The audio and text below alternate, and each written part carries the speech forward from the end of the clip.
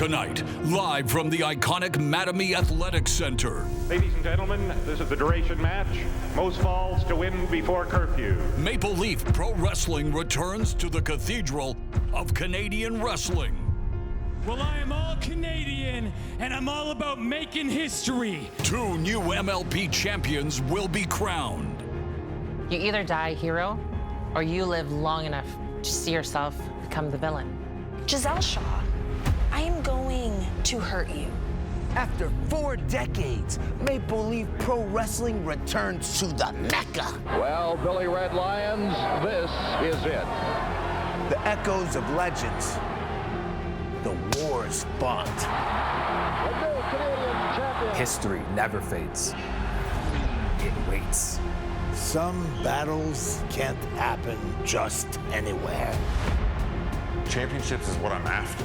Everything in my past has led to these moments. Northern Rising, a pivotal night.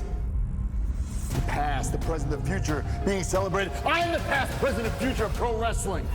Plus, Stu Grayson steps into the fight of his life, challenging Tom Latimer for the NWA World's Heavyweight Championship. The oldest championship in the world. Failure is not an option. This night isn't just about gold. It's about pride. It's about legacy.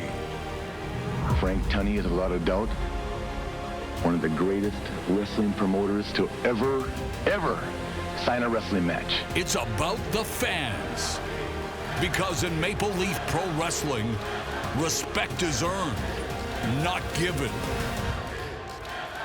Tonight, we will honor the past and build the future together. Don't you dare miss it. An epic event, decades in the making. The echoes of history are about to be drowned out by the roar of the future. From a sold-out Mattamy Athletic Center, formerly Maple Leaf Gardens, this is more than a show. This is Maple Leaf Pro. This is Northern Rising.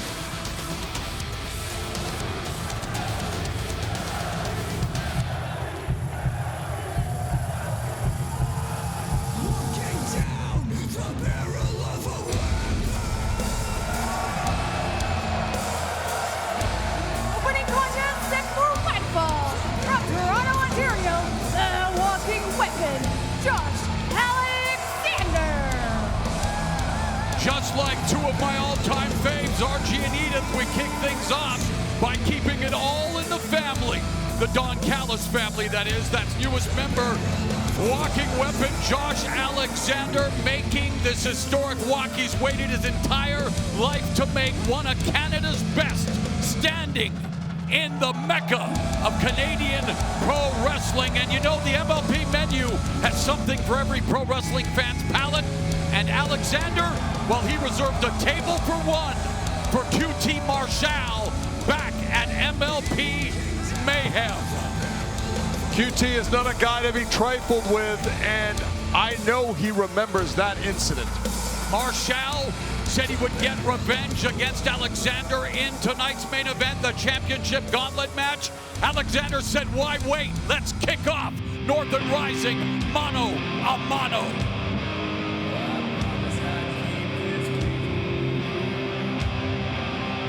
Opponents being accompanied by the Sidewalks to Fun, Sheldon Jean from Atlanta, Georgia, QT Marshall.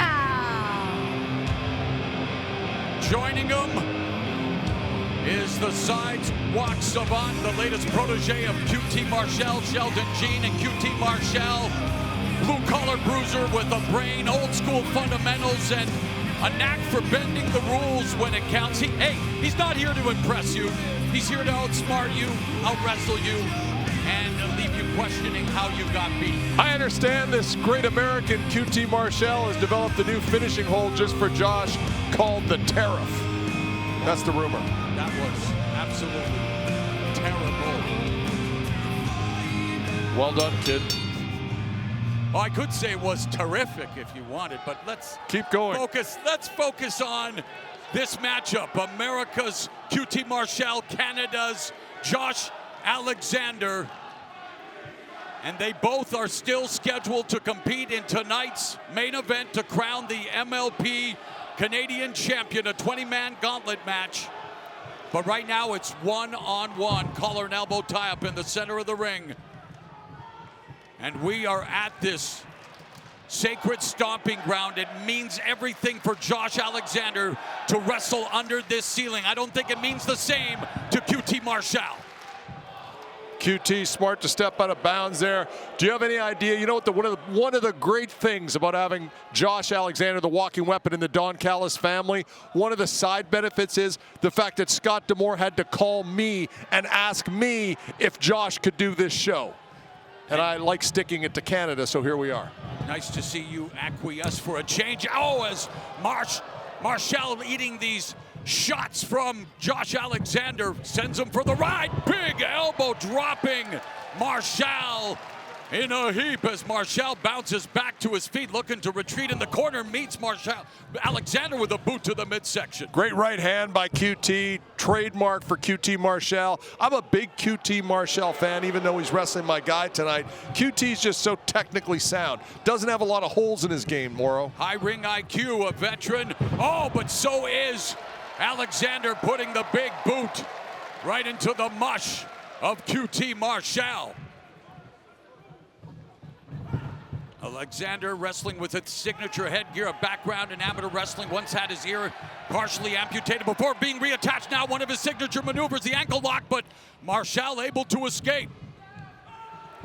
He's put on the apron by Alexander, and then Alexander snapping his neck off the top rope. Josh Alexander famously has had a couple of broken necks, as if one wasn't enough. A lot of intestinal fortitude. It's one of the things that I love about him, and I love having him there in AEW, but he shouldn't be touching these fans. He's gonna get fleas. Neck surgery back in July 2015, forced to retire, and yet through his will, his skill, his determination, a decade later, here he is, an AEW superstar competing under the MLP banner at the venue formerly known as Maple Leaf Gardens as we kick off Northern Rising, and those welts are going to be rising from the chest of QT Marshall. I'll tell you, Josh has got a very big tag match with Takeshita. They'll be squaring off against Hangman Page, as well as Hangman's partner, Will Ospreay. And speaking of tag matches, it's a de facto 1, 2 against 1 here as Sheldon Jean interjecting on the outside. Well, that's what you get. We're aware of Sheldon Jean. There's a game plan here. You understand? I don't leave the house without a game plan, Morrow. Well, it's been the reason that the Don Callis family has ruled AEW, and the latest member of his stable, Canada's own Josh Alexander, who is a Canadian hero, but QT Marshall cutting him down to size with that roundhouse kick. Our plan is to be here and take over, do all the things we need to do, then get to Dynamite for that big tag match this Wednesday. It's going to be fantastic. And speaking of fantastic, handspring, step up enziguri, fantastic offensive display by QT Marshall. I call it like I see it, Mr. Don Callis. I tell you, QT's in great shape, got those nice white teeth, beautiful head of hair, nice suntan. He looks like a wrestler should look, in my opinion.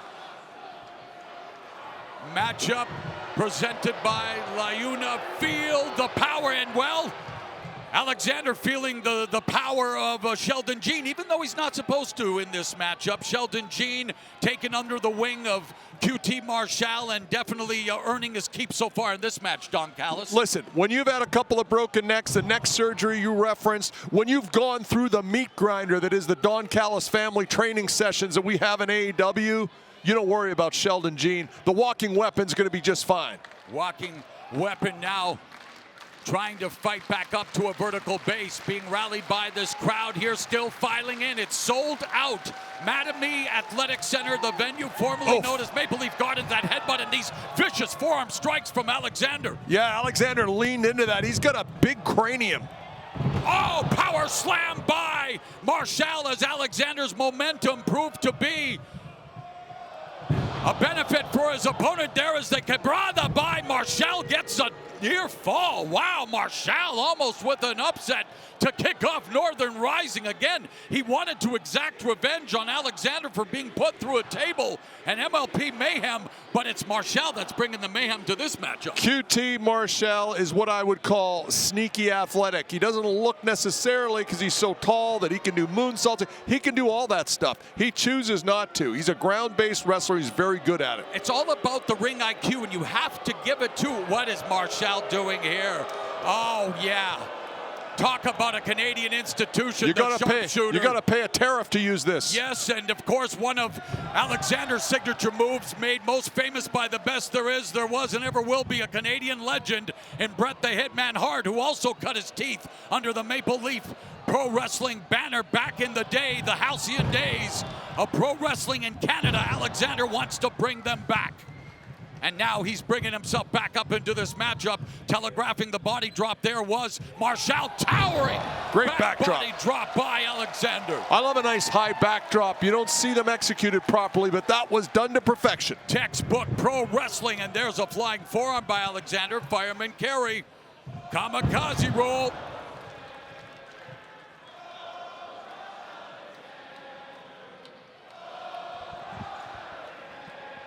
The crowd here in full throat. And Alexander with the knee to the side of Marshall's head from the top rope. The side press now. Look out. Maneuvering into the ankle lock. This could be it. Marshall, will he be forced to tap? He's in the center of the ring. The rope might as well be in Quebec. Oh, and Marshall launches Alexander into the corner. And he catches him. Good show of strength here by QT Marshall, Don. QT's a veteran. What a great maneuver. Backbreaker, shock and awe there by Marshall. The side press, and Alexander able to kick out. And the longer this matchup goes, you have to think the more it's going to cost these two in terms of being ready to go for that 20-man championship gauntlet coming up in the main event. The Don Callis family doesn't duck great opponents. QT is absolutely a great opponent. And what if they draw 1-2 for that matchup? Well, what are you going to do? I mean, we're going to take care of business like we always do. Looks like he's measuring him up for the diamond cutter. Well scouted by Alexander. Alexander blocking it, back elbow. Ooh, a vicious forearm to the jaw. Looking for that German suplex. Stopped by Marshall. Oh, but the discus elbow blocked by a shot from Alexander. Pop up into the forearm. Ducks under the clothesline. Oh, and that was a strike that turned Marshall inside out. Down come the straps, up goes the intensity for Josh Alexander. It's going to look to hook him, maybe a sugar hold, maybe a leg lock, heel hook.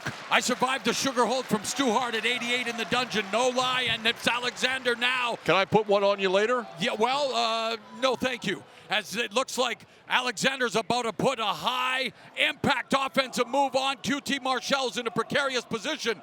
Marshall trying to fight it off with strikes, and he's able to do so successfully. Thought we were going to see a top rope Saito suplex there, Moro. Ooh, Mr. Saito. Watch this now. QT, I told you he's athletic. He really, truly is. He's going to go for the moonsault. No. Alexander. Oh, my goodness. What a German suplex with a release from the corner. Back splash into the torture rack. Spinning Marshall down, matchbook cover for a 2, and that was it. Matchbook cover attempt by Alexander. What a matchup to kick off MLP Pro Wrestling's Northern Rising. Great intestinal fortitude there by QT Marshall. You're starting to see the cracks now. Josh Alexander is starting to really take this to QT. And Marshall may be second-guessing his decision to agree to this matchup with Josh Alexander before trying to exact revenge in the upcoming gauntlet in the main event. I spoke too soon. Marshall with a kick right to the face of Alexander. Got those laces right across the bridge of the nose, and I tell you, that hurts. And now it's Marshall ascends the corner turnbuckle, looking to bring Alexander back into the ring the hard way, but it's a hard strike from Alexander using his head. Oh, wait, oh! And that left arm, the shoulder being jacked by Sheldon Jean. This could be it. Power bomb by Alexander. Marshall on Alexander, only a 2 count. Perfectly executed by QT, but Josh is not a regular man. Alexander had that left arm, and you could see he's nursing that shoulder after having that arm wrenched by Sheldon Jean. Very conspicuous by his presence at ringside. Josh Alexander understands no matter how much trouble he gets in, he's part of a family. And when you're part of a family, you always feel confident. And now Alexander looking backslide. Looking for that C4 spike. Oh, but that injured arm not allowing him. Step up Enziguri while Scott now into the ankle lock. Step over. Alexander was going for the C4 spike. Couldn't put it on due to the injured arm. And now see, there's that high ring IQ, Don. Marshall looking to exploit the injured arm of Alexander. Yeah, no wasted movement. But now it's Alexander putting in the sharpshooter. Oh, he's got it hooked. The sharpshooter in the center of the ring. Gene distracting the referee. Meanwhile, Alexander sitting back on the sharpshooter, and there's the tap. QT Marshall forced the tap. Here's your winner. And it's Josh Alexander picking up the first win of professional wrestling's return to the Mecca Pro Wrestling in Canada. Alexander with the momentum, but also nursing that injured left arm as he goes to the 20-man championship gauntlet. He's going to be fine. Another great victory here for the Don Callis family. Doesn't matter where we go, whether we're in Toronto, we're in Philadelphia, we're in Baltimore, always win.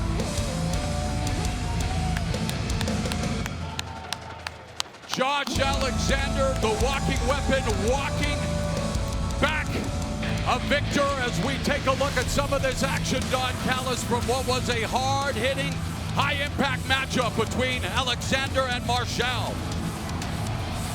QT did a great job tonight, but Josh just too much wrestler, in my opinion, even for the great QT Marshall.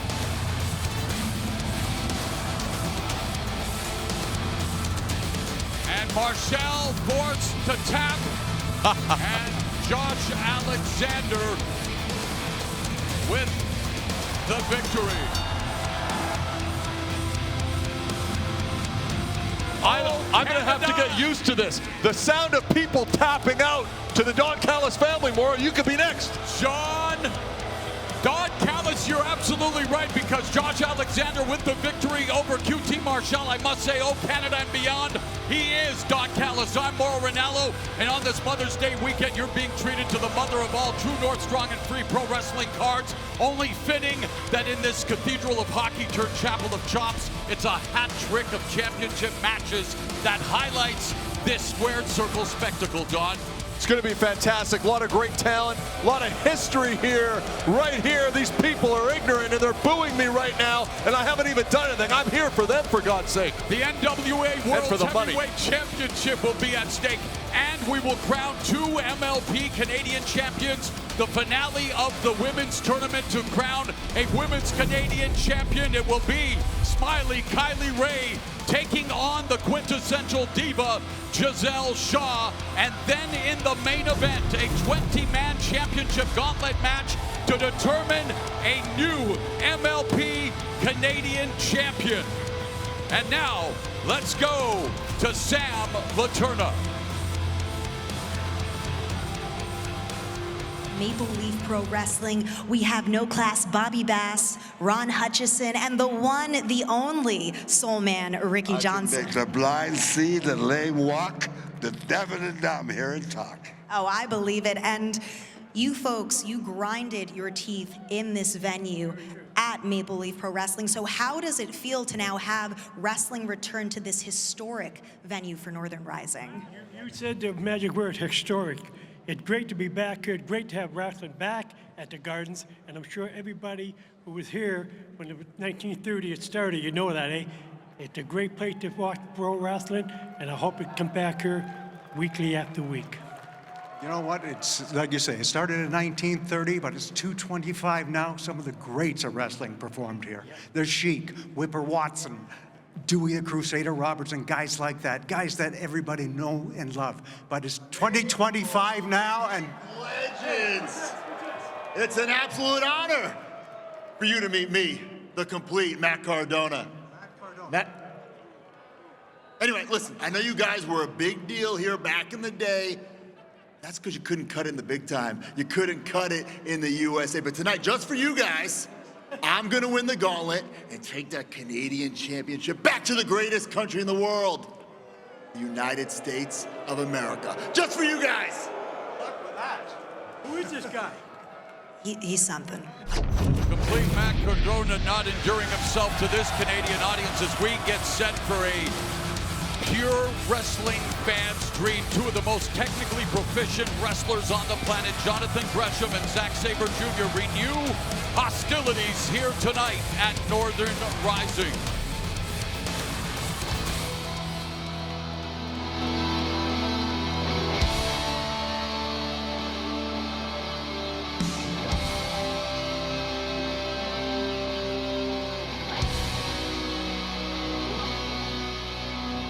The following contest is set for one fall. Introducing first, the Octopus, Jonathan Gresham. Jonathan Gresham, a mat magician who will wrap you up, break you down, and make you tap out before you even know you're in danger. He represents technical wrestling at its most cerebral.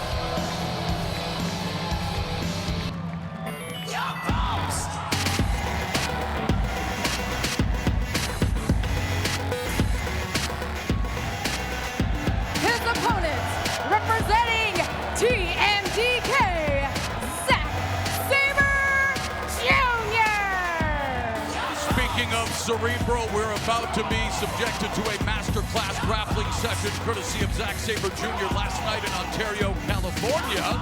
He attempted to become a two-time IWGP World Heavyweight Champion against Hiroki Goto, the man who dethroned Sabre in February. Their match at NJPW's Resurgence ended with a double pinfall. Goto retained the belt. I talked to Zack Sabre Jr. earlier today, not in the best of moods and looking to take it out on a man who had Bloodsport earlier this year, defeated Gresham after a 15-minute instant classic. Don, they went to overtime, and it was Sabre, despite being known as a submission savant, who won via PKO. He won with a penalty kick knockout. You know, I've been calling Zack's matches since 2017, Morrow, and I can tell you this, I've watched him blossom. He's always been a magician in the ring, but where he really took it over the top, put on some size, and got real aggressive with things like those PKs, things of that nature. He's just become a very competent striker now, and he's tough to beat.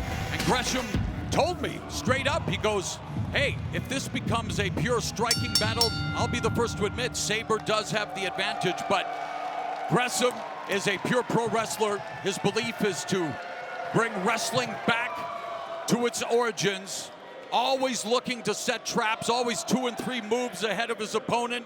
He calls this a game of human chess, always trying to find a weakness and opening. And of course, Zack Sabre Jr. has the size advantage in terms of height, but the power advantage might lie with Gresham, Don. And we're here, I mean, we're happy to support the Pop Shop, one of my great staples growing up in Canada. Happy to have them as a sponsor here tonight Canada's for this excellent match. Craft soda since 1969, the year I was born, and I know many in the crowd pop when we announced that this matchup would be taking place here at Northern Rising, and immediately the canvas is the mat, and they just paint, and sometimes you just have to allow them to do what they do best. And we can see it already, the knuckle locks and then the chain wrestling. And it ends up with Gresham now. He's known to go for an ankle lock, but Sabre back up to his feet. Gresham's so physically strong and has the shorter limbs than Zack Sabre, makes it tough to get those submissions on him. And I think that's something that people didn't think about in this match, but Zack's got to be careful. He could get upset here very easily. Gresham is the real deal. Gresham started amateur wrestling at the age of 9, also trains in no-gi jiu-jitsu.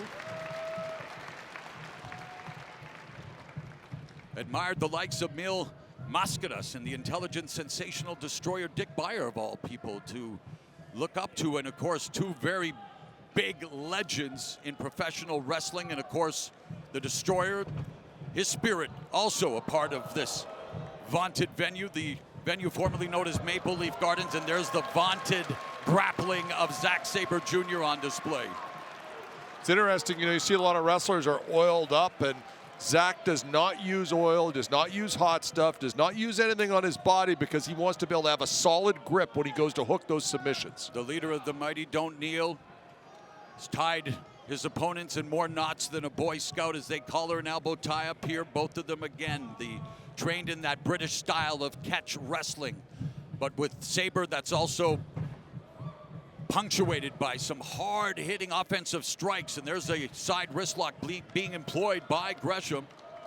I think one of the advantages here is Zack Sabre wrestles a pretty full schedule over in New Japan, does some joint shows with AEW as well, and I think just probably a little less rust than Gresham right now. Yeah, Gresham wanting to bend it like Gresham, known for those joint locks, manipulations.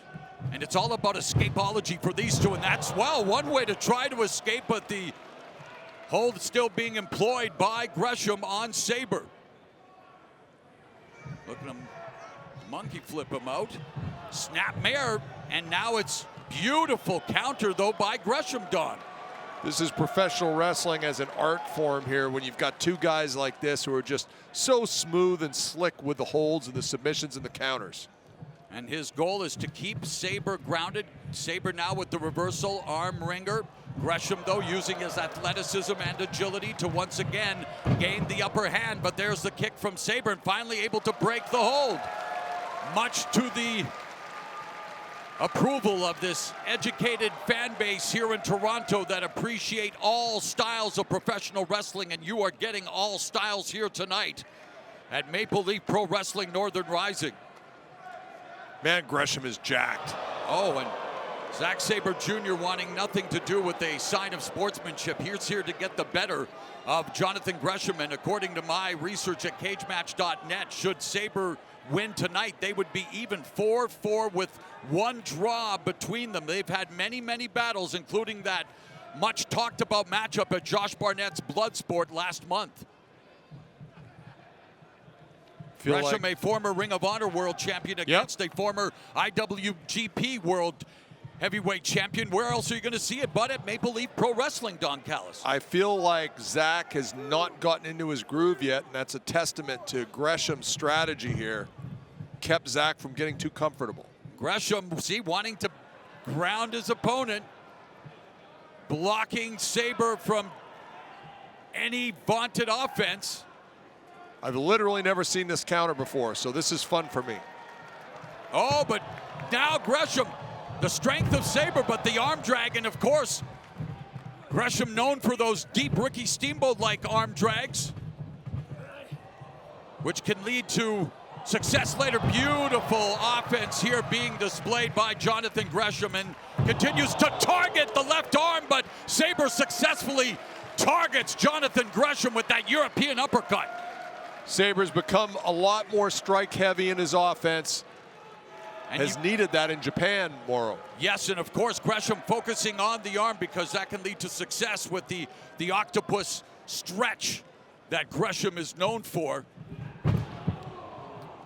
And the striking advantage, Zack Sabre Jr. Vicious forearm. More of a driving forearm, didn't quite get an uppercut. And you look, Gresham is so hard, so muscular, that actually Zack was holding his forearm after that, after hitting him in the chest. And even from the bottom position, Gresham, good way to pop an Achilles here. Yep. But you saw Sabre, you neutralized the head, you neutralized everything else, and oh wow, trying to snap the ankle of Gresham. This is a submission attempt right here from this dominant position of Sabre. Zack is almost like an orthopedic surgeon. He tests that ankle to see the range of motion, see how far before it's at its breaking point. Snap a tendon very quickly. Force more taps than a maple tree. Thought it would be a relevant reference here in Canada, the venue formerly known as Maple Leaf Wrestling, and it's all about neutralizing. And for Gresham, and Zack Sabre, you talk to them, they're not about rope breaks, Don. They don't want to use the rope to their advantage. They're all about escapology. They're all about using their body to escape, their mind. Zack told me one time, he said, Don, I don't think there is one hold that's been developed that I can't escape from 3 different ways. Imagine the confidence you have going into a match when you believe that about yourself. Yep, and now it's... Look at this. There's Sabre utilizing both the arm and the leg to neutralize Gresham into a bow and arrow type version of a modified STF, and now just putting the elbow and flattening Gresham, trying to get him to either verbally tap or physically tap, and there, oh, just bending. Nasty. And nasty is right. And stomping on the arm of Gresham is Zack Sabre Jr. A grappling masterclass. PhD in technique and pain, Zack Sabre Jr. Really torqued the elbow of Gresham, and I'm a little concerned he might have popped that tendon. Not a lot on that chop. Yes, and Sabre wrenching on every limb. And he punctuates his grappling with sudden strikes. A beautiful takeover by Gresham. You notice Zack wants to get back in the ring. He doesn't want to be out on the floor. Oh, dropped down by Gresham using his feet to knock Sabre down onto the apron. And now Gresham, basement drop kick to the back of Zack Sabre Jr.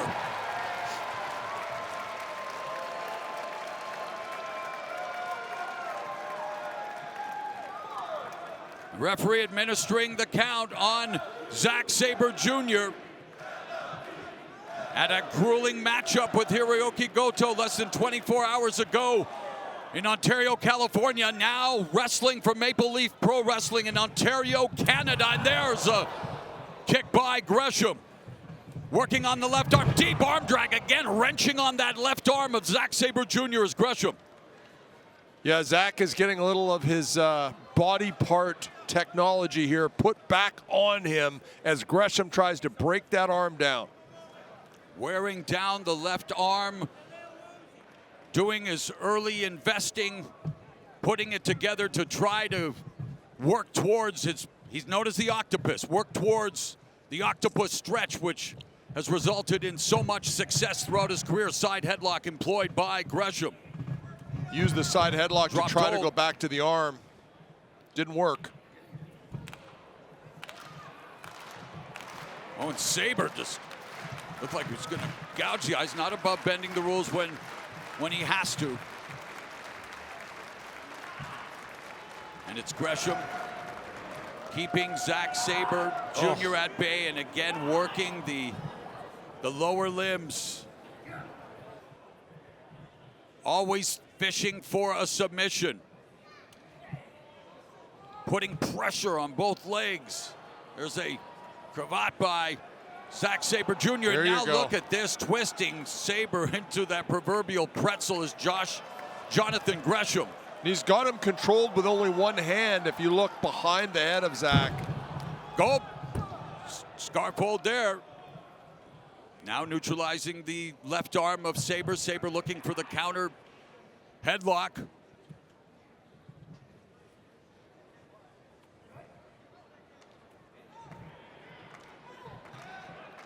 Pure wrestling. Oh, and there he bends it like Gresham. Brutal. That will affect Zack Sabre Jr.'s grip going forward in this match. Oh, my goodness. You just wonder, I mean, how much is a human being willing to do? The pain threshold is unbelievable for both Sabre and Gresham, Don. See, Zack tried to get that foot up for leverage, and Gresham just one-handed put him in a toe hold, and Zack had to retreat. The bridge by Sabre.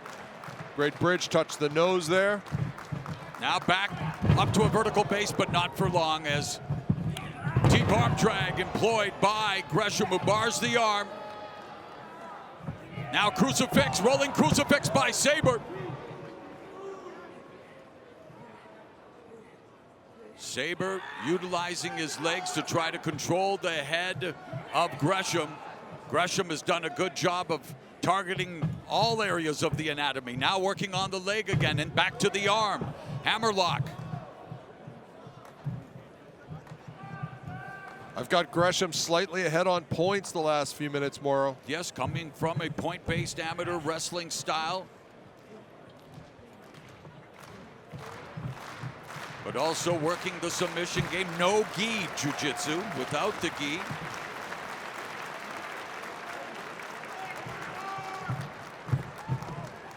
Now,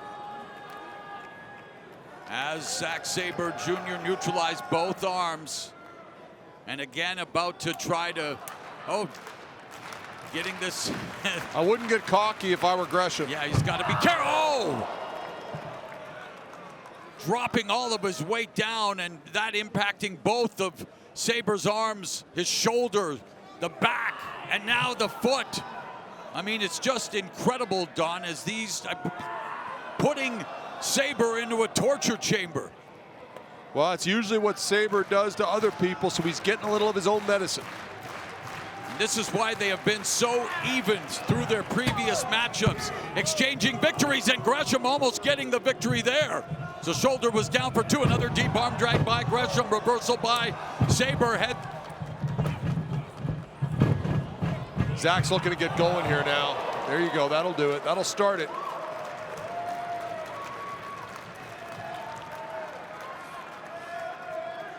And this will give Zack Sabre Jr. an opportunity to get the blood flow going again. Allow the limbs and joints to recover a bit. Already a grueling tactical matchup here in the PK that led to the victory, but that time right hand from Gresham. Gresham now has his leg. Ankle pick brings Sabre down into the side. Well, looking for that side headlock. No, it's a counter. And scissors by Zack Sabre Jr.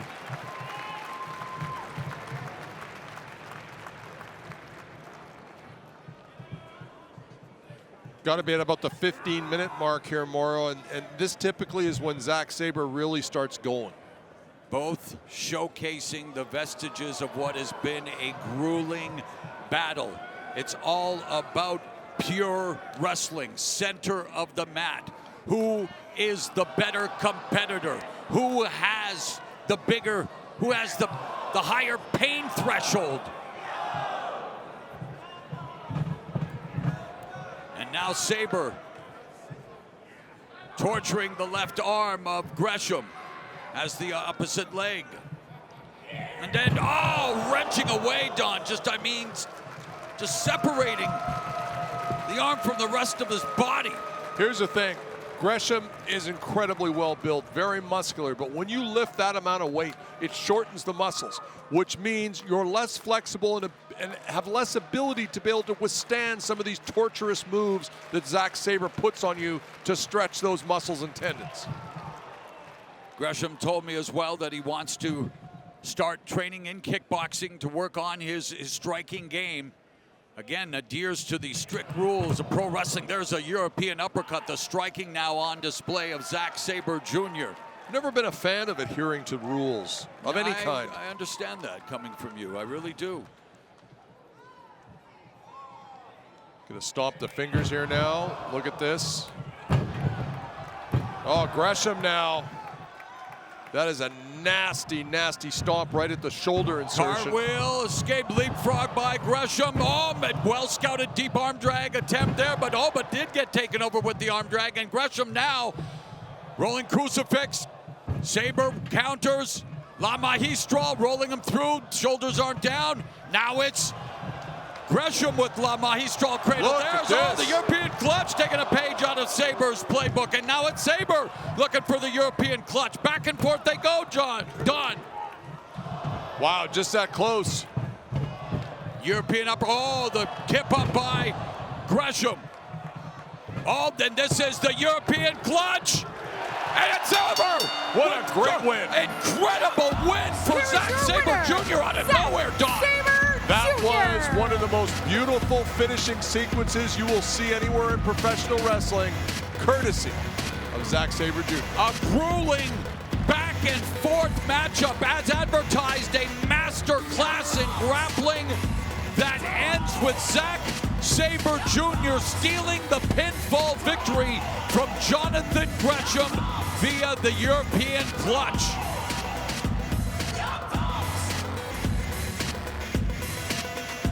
And Jonathan Gresham cannot believe what has just transpired.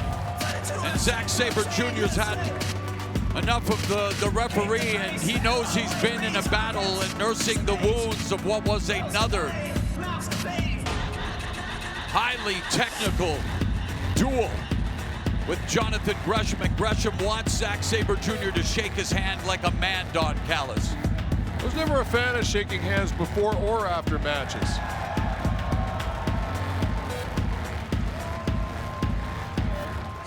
Sportsmanship, begrudgingly both earning their respect as Zack Sabre Jr. salutes Jonathan Gresham. And Don, let's go to what transpired at the end with Zack Sabre Jr., the European clutch, the bridge. The shoulders were down for 3. Zack Sabre Jr. picks up the win. Let's go now to Sam Laterna.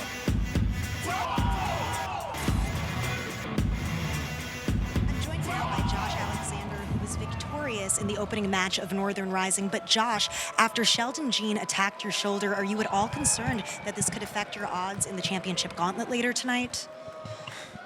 Am I concerned? Of course it affects my odds. My shoulder hurts like hell right now. But Sam, that's not gonna stop me. Okay, I am the picture of perseverance. I have been at this for 20 years. I have wrestled in every Legion Hall and every nightclub in the GTA for 20 years in front of fans all around the world in that audience that are here tonight to see me get a chance to be the first Canadian champion since Angelo Mosca Jr. in 1984. I have been waiting for this moment. A broken neck, a plate, and 4 screws in my neck didn't stop me 10 years ago. This shoulder ain't stopping me tonight. And 19 other men in this 20-man championship gauntlet certainly aren't stopping me tonight, because I'm taking it home.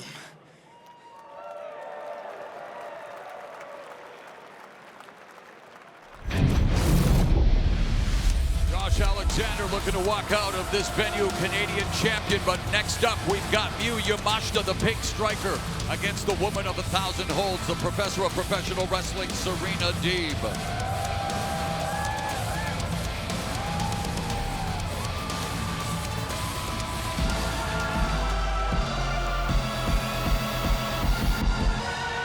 Coming to educate, but if we Warren G, then I'ma regulate and break student bodies down like a heavyweight. Couple legs and them suckers getting eaten. I'm Mr. The following contest is set for one fall. Introducing first from Oakton, Virginia, the Professor, Serena Deeb. Here it is, the textbook, the Professor Deeb's woman of 1,000 holds, Mr. Callis. All in this, I mean, the Dream Weaver to the Mystic Latch to, you name it, it's in this tome. Just like Gresham and Sabre, Serena Deeb, a wrestling purist.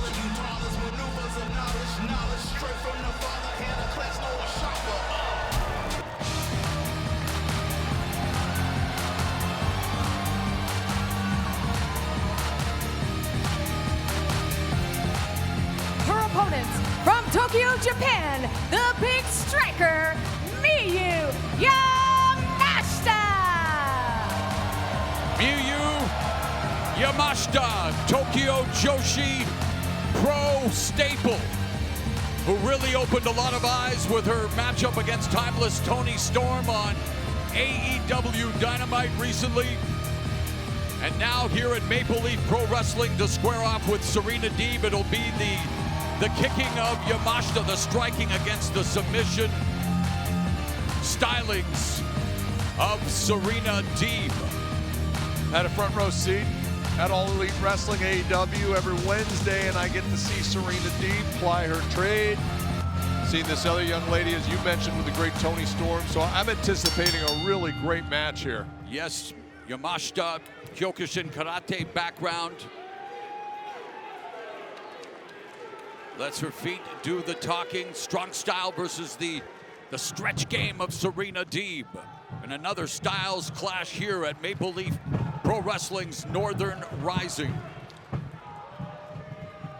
She's keeping her distance from Serena with those kicks, those feints. Yes, Yamashita influenced when it comes to kicking by the likes of the late great Antonio Inoki and Shinya Hashimoto, who was known for his crushing kicks. His illustrious career unfortunately cut short at the age of 40. But his championship pedigree included a reign as NWA World's Heavyweight Champion. And hey, the 10 pounds of gold once again will be on the line here in Toronto later tonight. But right now, Yamashita trying to keep Deeb in control. Deeb with the reversal on the arm wringer. She brings Yamashita down. Deeb looking good so far, but I will say this, my experience with strikers, especially ones as accomplished as Yamashita, you only got to get clipped one time, Morrow, and then you're shy the rest of the match. And I think that's probably part of the strategy. And she can launch those kicks at any time, as in the early going now, Deeb would like a test of strength. Greco-Roman knuckle lock. And Deeb looking to take it down using her agility and that leverage to stay on top. But here's the bridge by Yamashita. For Serena Deeb to beat you, she has to have a hold of you. She has to get her hands on you, and she suckered this young lady in with the test of strength and went right to an arm lock. Yeah, right into the hammer lock now by Deeb, controlling the early goings of this matchup into the side headlock. Big good looking side headlock there. A lot of people don't apply it properly. Serena's got her feet where they need to be and leaning in, making this young lady carry her weight. Side headlock still employed by Deeb, who very much like the last matchup we saw between Zack Sabre Jr. and Jonathan Gresham, loves to tie her opponents up in knots, likes to tie them up into a ball. In fact, arm drag, and now Deeb looking to, oh yeah, that modified support stretch. This is a very painful hold, Morrow. And you can see the pain written all over the face of Yamashita, who refuses to capitulate. Listen, if you came up wrestling in Japan, you've been stretched, you've been beaten up, you've been abused in the dojo, so you're tough. So it's going to take a lot to get Yamashita to give up. A huge experience edge for Serena Deeb in her 20th year as a professional wrestler. For Yamashita, she made her pro debut in 2013, and there's Deeb with that octopus. Trying to extend that arm. And again, as the pure wrestling on display of the professor, Serena Deeb. And now a front face lock, but quickly countered by Deeb. See how quickly she got wrist control, turned that front face lock into a counter. Oh, the hammer lock. And leverage, and oh, the twist, and that can dislocate a shoulder in a hurry, Don. I feel like La Maestral is something that's become very popular. I almost never see anyone execute it correctly like the great Yoshihiro Asai Ultimo Dragon used to do. He used to beat people with it all the time. But it's a tough one to do to get a 3 count, as you're seeing here tonight. Oh, there's a back kick. The kicking on display now from Yamashita. She's finally able to showcase her wicked wares with the educated feet of the Tokyo Joshi Pro superstar. Setting her up for what could be a PK. Yes! Serena might have cracked a collarbone there. And Miyu Yamashita growing in confidence.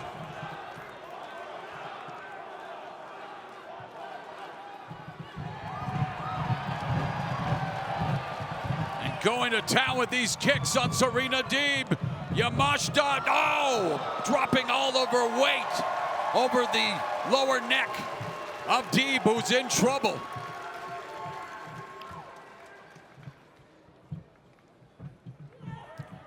Fireman's carry here by Yamashita, fought off by Deeb.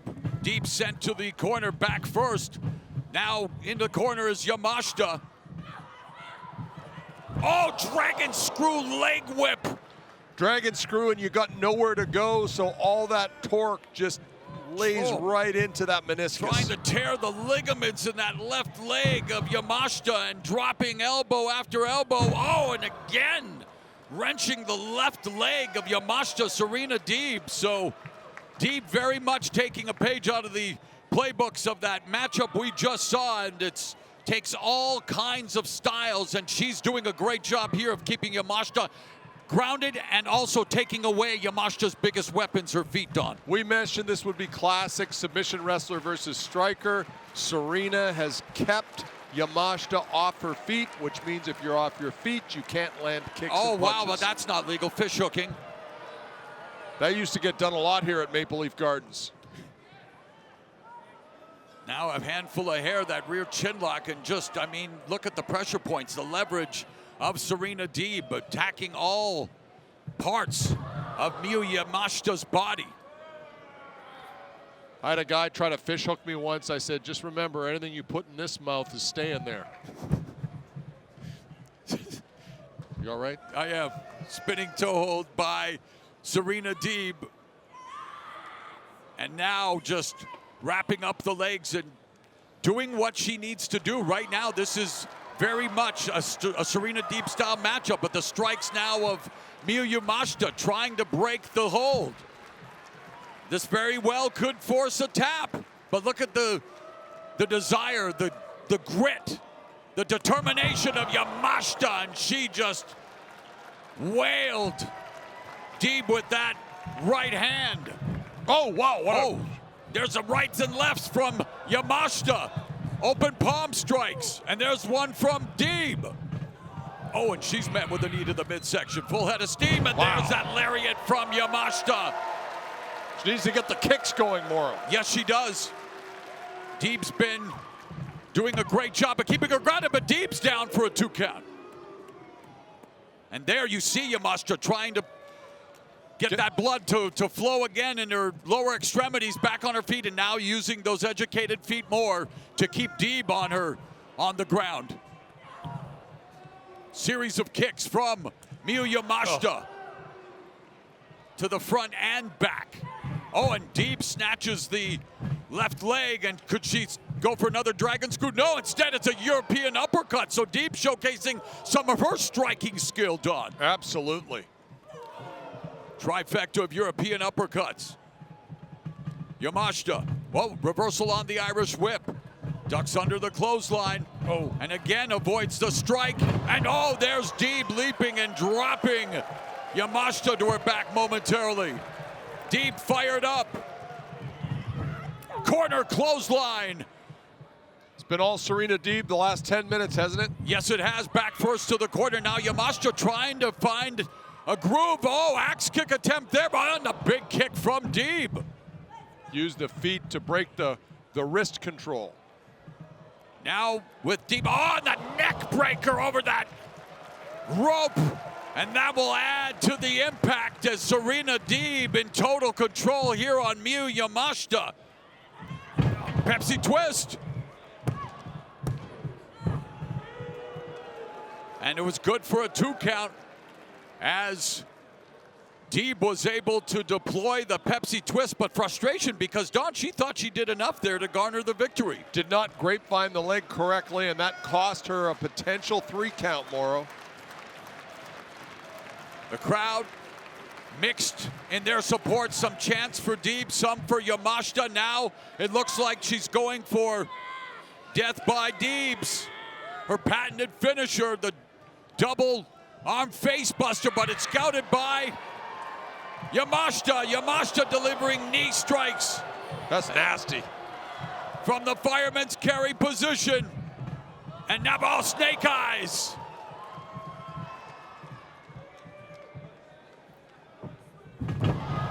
Death Valley driver by Yamashita. That attitude adjustment goes for the cover. Only a 2 count.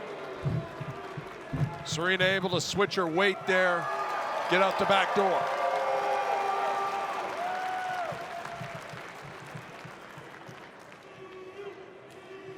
Yamashita looking to use her strength now to bring Deeb up to a vertical base. Standing switch by Deeb, standing switch by Yamashita. Back and forth they go, full Nelson. Hold is broken by Yamashita. She goes face first into the ropes, and oh, the momentum brings her back for that German suplex with a release by Deeb. Serena used the momentum to get the bigger lady down. Oh, German suplex by Yamashita as Deeb was looking for another Pepsi twist. Ducks under the clothesline. Both come off the ropes, and oh, both of them were going for lariats, so both of them feel the impact, and both of them are flat on their backs. Serena Deeb swinging for the fences there, Morrow.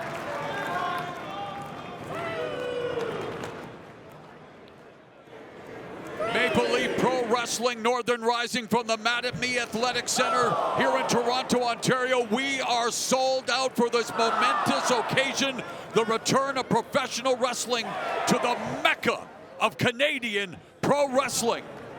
The future is now, and Deeb just now landed a beautifully executed European uppercut, a forearm from Yamashita, but I don't think she has the same pop on her strikes that Deeb has right now. No, I think Yamashita's been worn down by Serena Deeb. Oh, knife edge chop by Deeb. Oh, that's drawing the ire of Yamashita. And now they head to head here, and a series of chops by Deeb. Blocked by Yamashita. Oh, and there's Yamashita with her patented kicks. There was the skull kick. Yamashita return two. That's return crush. The springboard enziguri from the corner, and Yamashita with a 2 count. I thought Serena was knocked out. Great resilience. Yeah, I thought return crush was going to be enough to put Serena Deeb away. It's ended a lot of matches for this Joshi Pro standout, Miyu Yamashita, the pink striker, who looks to draw blood with her strikes.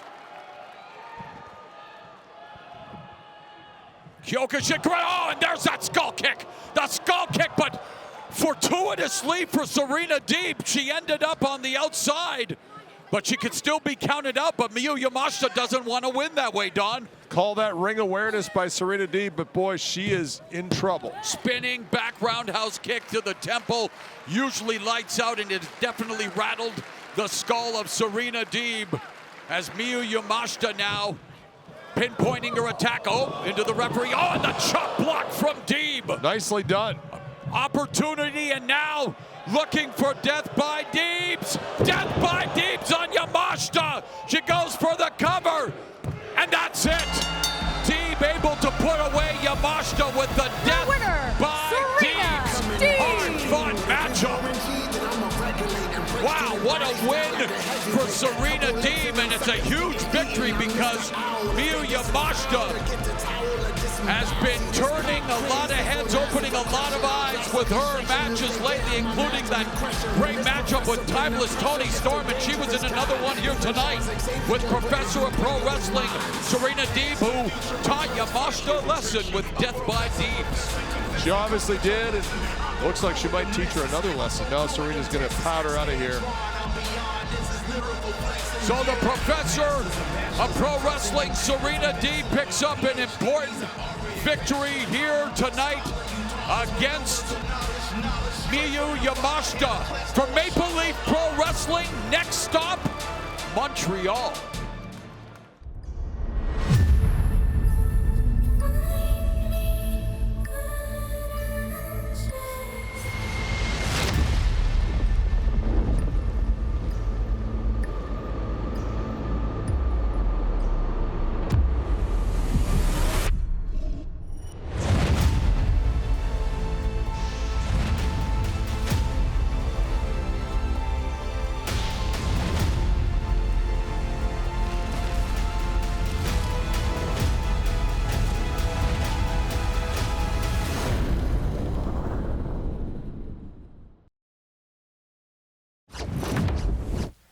Last summer, in front of thousands and thousands and thousands of crazy Quebecers, ecstatic, when I became the International Heavyweight Wrestling Champion. Just like my heroes, Dino Bravo, Rick Martel, Mad Dog Vachon, Edward Carpentier, and many more. But tonight, I walk in at the old Maple Leaf Gardens in the Gauntlet match, and with 19 other international talented wrestlers, I'm going to come out victorious on the other side with the Canadian Maple Leaf Pro Wrestling title. That'll make me a double champion with the two most prestigious titles in the history of Canada. And I'm taking both these titles and I'm bringing them at Colisée de Laval, July 5th, in front of all my Quebecers fans, all my Canadian fans, and all my American fans. A perfect creation one. It's alive! It's alive! Will PCO be in Laval as MLP Canadian champion? We'll find out later tonight in our championship gauntlet match. We are set for the new guard against the old guard. When it comes to the Bullet Club, it's the War Dogs against the Good Brothers in tag team action.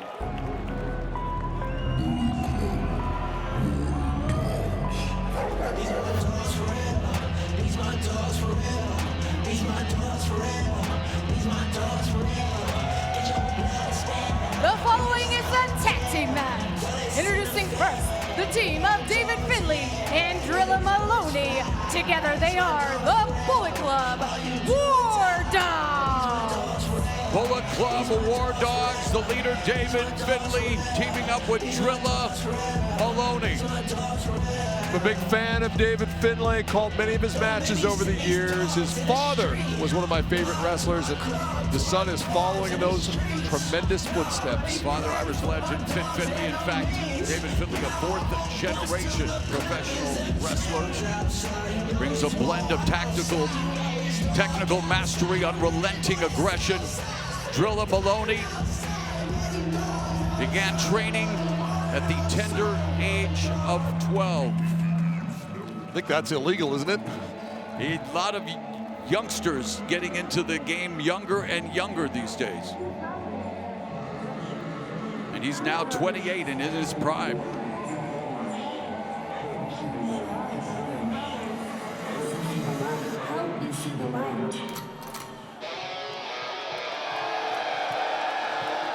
Their opponents, the team of Karl Anderson and Doc Gallows, the Good Brothers. Karl Anderson and Doc Gallows, OGs of the Bullet Club, the Good Brothers, walking that ramp to the ring. As mentioned, it will be new guard versus old guard. Prediction is it's going to be chaos when these four go at it.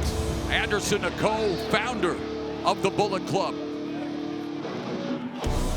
And I managed the Good Brothers for a period of time, and I can tell you that Gallows is one of the most underrated big men in the history of wrestling. You talk about great Canadian big men like Don Leo Jonathan, he's the next level of that. Yeah, they're tough, they're tenured, and they're too sweet. The Good Brothers, Doc Gallows and Karl Anderson.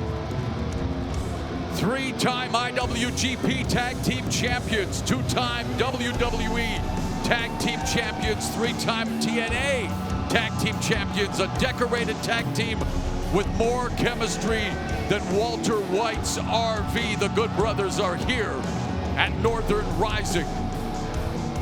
But they are going to face a very tough test with the newer incarnation of the Bullet Club, the War Dogs. They've ratcheted up the violence, they've ratcheted up the attitude, and already they are champing at the bit to get it on with Gallows and Anderson, Moloney and Finlay. Well, I can tell you that when I was in New Japan Pro Wrestling, Karl Anderson used to terrorize a young David Finlay. So there's a lot of bad blood here that goes back a long time. And he did the same thing last night, single-handedly terrorizing the War Dogs in an 8-man tag team match in New Japan Pro Wrestling Resurgence in Ontario, California. We're in Ontario, Canada tonight, but Anderson and Gallows have teamed up with the Young Bucks to pick up the win last night. They're hoping to make it a clean sweep this weekend over the War Dogs, but now it's traditional tag team rules. It will be Karl Anderson squaring off with David Finlay. Karl looks in great shape, looks ripped, looks cut. And of course, Doc is just every bit of 6'7" and 280 pounds, but moves like a junior heavyweight in certain instances. Huge crowd on hand, sold out the Mattamy Athletic Center. David Finlay hoping to give himself an early birthday present. He turns 32 on May 16th. Presented by Ship Nerd, Ship Smarter. And two of the smarter individuals, all four men, possess high ring IQ. You do not get to the levels of success that they have had without having high ring IQs as they now jockey for position all over the ring, Don. Yeah, listen, I mean, like we said, you can see the bad blood that I mentioned before. It's amazing to me that David Finlay, with all of the international experience he has, is only 32 years old. That's incredible. Yes.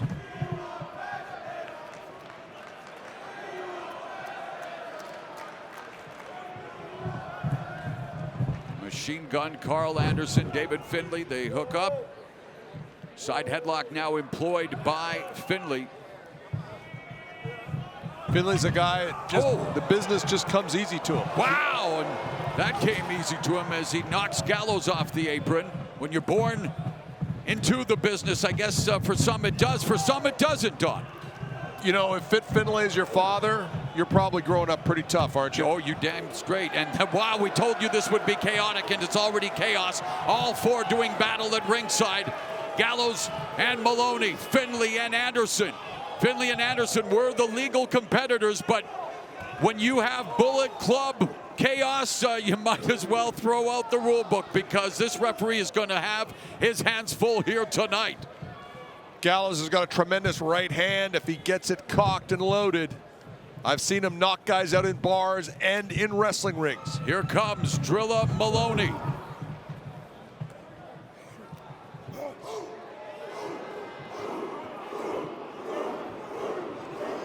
Tandem as Moloney,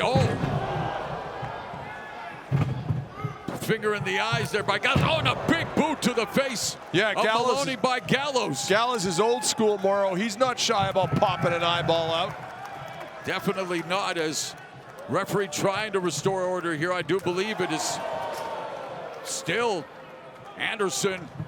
And now Anderson and Moloney, the tag was made, so now it's Moloney and Anderson, and Moloney uncorks a right hand, another right to the side of Anderson's head. Anderson counters with a right of his own. And what a moment this is for professional wrestling fans around the world to get to see the original incarnation of the Bullet Club against the latest iteration, the War Dogs. And great move there by Karl Anderson, recovered from a torn rotator cuff, back in action and already taking it to Drilla Moloney. Karl Anderson, in my opinion, has forgotten more about pro wrestling than most people will ever know. Been doing it a long time and always at a high level. Former G1 winner. Here comes Doc Gallows. A tag was made. The other half of the Good Brothers. And he is putting the boots to the legs of Drilla Moloney as Gallows looks to neutralize Moloney in the corner. Oh, and that right uppercut found the target. Gallows reminds me a bit in the way he moves of a young Dick Murdoch. Dirty Dick Murdoch. Who graced these halls many times here. Of course, he and Dusty Rhodes, the Texas Outlaws. And now the tag made. In comes Karl Anderson and Doc Gallows. enjoying the efforts that he has put forth here tonight thus far, and that's that cohesive tag team. There's a reason they've been champions wherever they have competed in every major promotion, but Moloney now valiantly fighting back. Series of strikes and chops, and that back elbow found the target.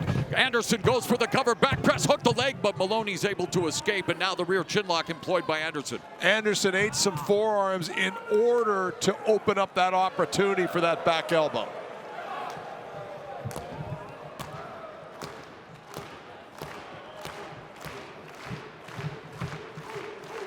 Moloney fighting his way back up to a vertical base, lifts up Anderson. Anderson employing the side headlock, good grip, and then a nice opportunistic right hand, and then he jettisons Moloney to the outside, and that will give him an opportunity to continue to mete out punishment, and Finlay and Gallows now engage in hostilities, and again, chaos breaks out at ringside, Don. Referee having a hard time getting control of this one, Morrow. Yes, as expected, as advertised. You got Bullet Club alum and then current members of Bullet Club War Dogs. This is exactly what you can expect.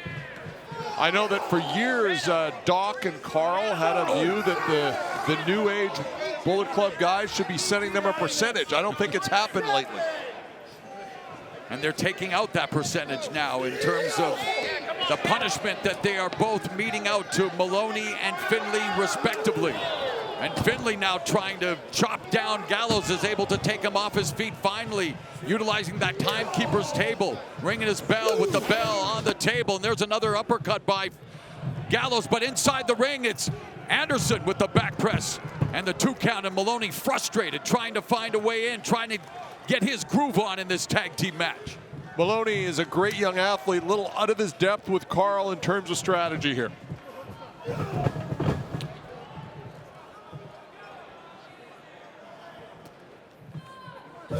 Right hand being uncorked by Gallows on Moloney. Moloney had a tremendous match. Tomohiro Ishii, and really star-making performance. Moloney, a star on the rise, and really has found his family, his footing with the Bullet Club War Dogs, but trying to find his footing in this matchup. Vertical suplex by Doc Gallows, and that will jack the back of Moloney. And now elbow drops.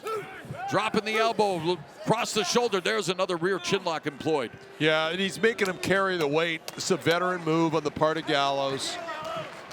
Gallows and Anderson have been able to slow this match down and really try to measure the less experienced member of the War Dogs in Moloney.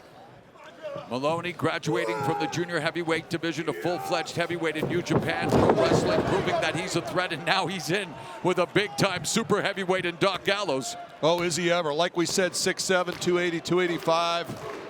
Athletic is Doc Gallows. Huge chip on the shoulder of both Moloney and Finlay, but then the same can be said with for the Good Brothers. Tag is made, in comes Anderson, in comes Finlay. Finlay with the forearms to Anderson. Discus forearm by, and a running European uppercut, front face lock. Launches Karl Anderson across the ring. It's a nasty release suplex there by Finlay.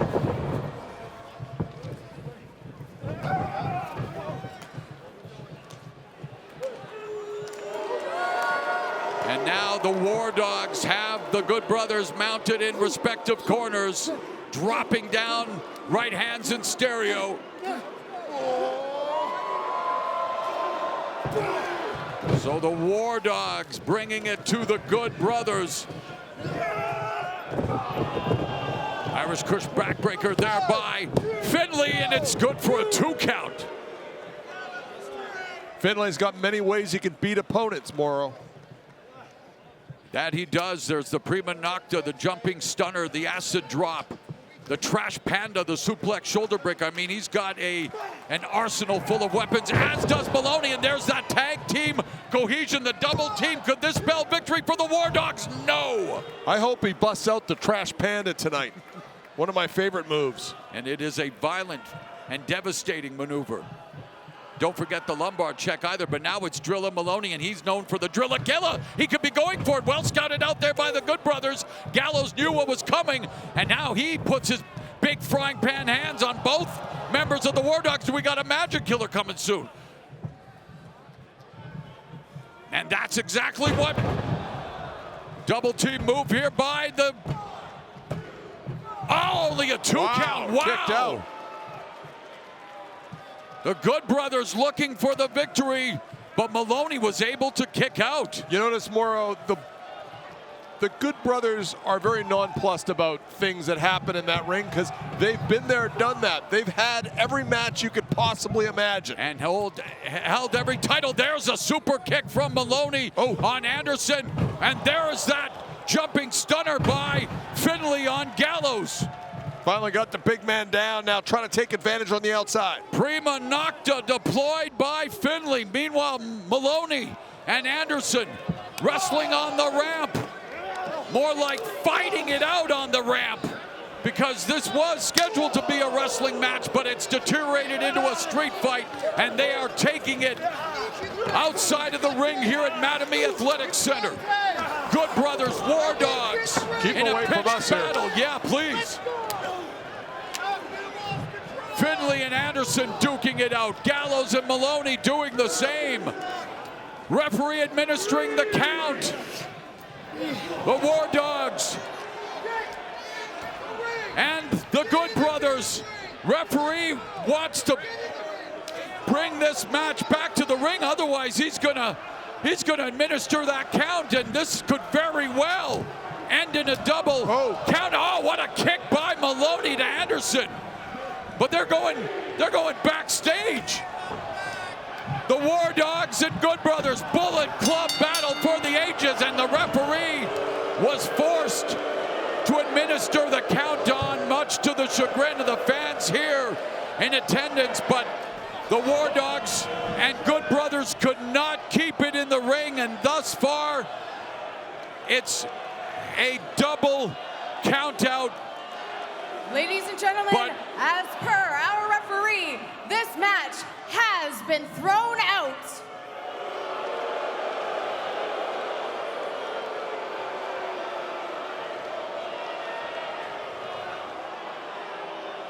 And Don, I mean, we anticipated chaos between the Good Brothers and the War Dogs, and that's exactly what we got.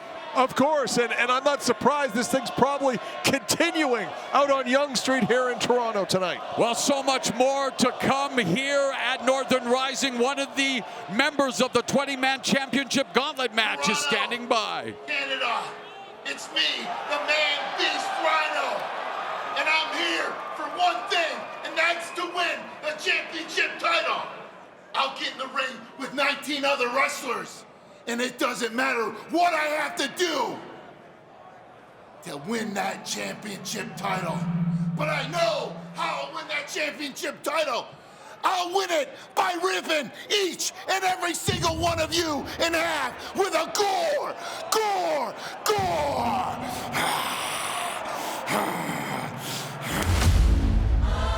This is my fight. This is my life. I've been in the wrestling business for 20 years. I had to outwork everyone every day. And not once did I take a shortcut. Stu Grayson versus Tom Latimer for the NWA World Heavyweight Championship. This is what it's come to. Every challenge accepted. Ain't nobody to run from. Better go count your blessings. How you gonna stop me now when I am not to be messed with? How you gonna stop me now? Did you not get the message? Stu wants to get out of the mid-card level. He wants to be a main eventer. I was made for this and never will I stop. Will I stop? I was made for this and never will I stop. Till I drop. Ultimately, that makes Stu a threat because I'm the catalyst to his success. The oldest championship in the world. Failure is not an option. This is my fight. This is my life. This is my cause. That's why I go hard. Embrace the pain. That's how I gain. Ain't nothing changed. That's why I go hard like I wish I could let him have this moment. Stu, he deserves it.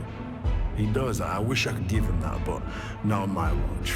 It doesn't matter how long it took me to finally have an opportunity for the NWA World Heavyweight Championship.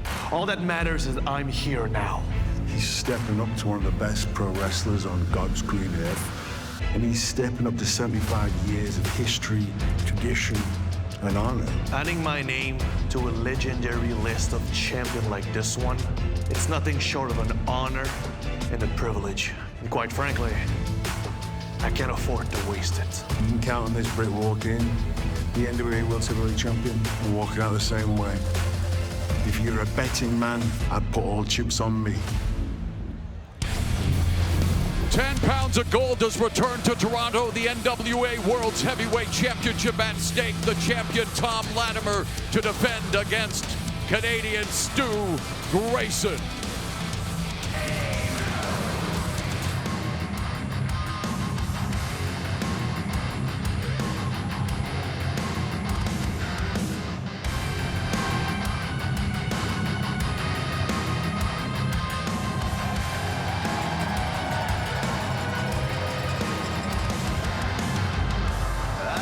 There have been 3 Canadian-born NWA World's Heavyweight Champions. Whipper Billy Watson, Gene Kiniski, and Christian Cage. Stu Grayson would like to become the 4th and the 60th man to lay claim to the NWA World's Heavyweight Championship match. The last time the title changed hands here at this venue, Harley Race dethroning Terry Funk in 1977. That would have been a great one. Wish I was there.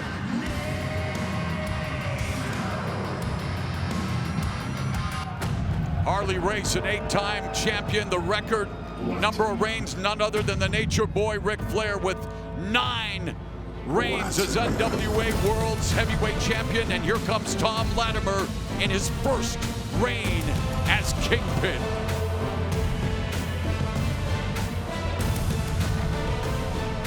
Looks great.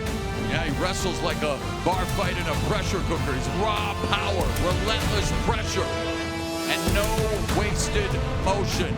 A brutal brawler with British backbone. And this is his first ever match against Stu Grayson. You know, when Latimer locks in, Mercy locks up.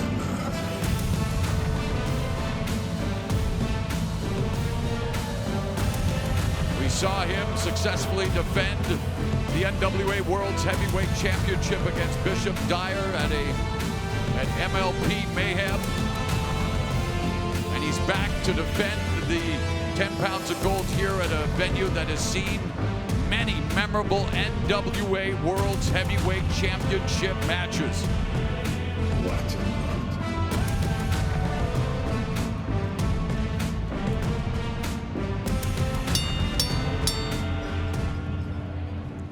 The following contest is set for one fall, and it is for the NWA World's Heavyweight Championship.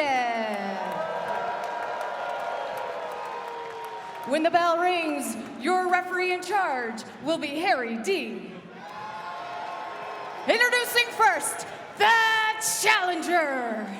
From Ottawa, Ontario, weighing in at 205 pounds, he is born and bred for combat, Stu Grayson.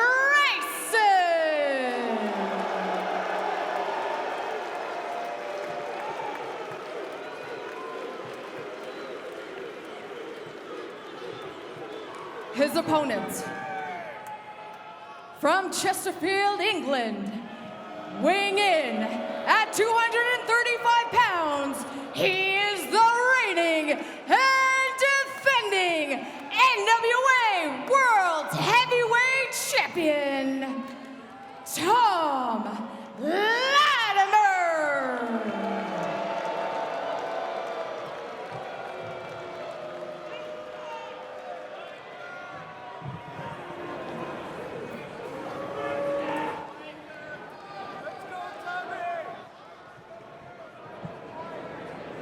That's what it's all about. Original champion Orville Brown in 1948.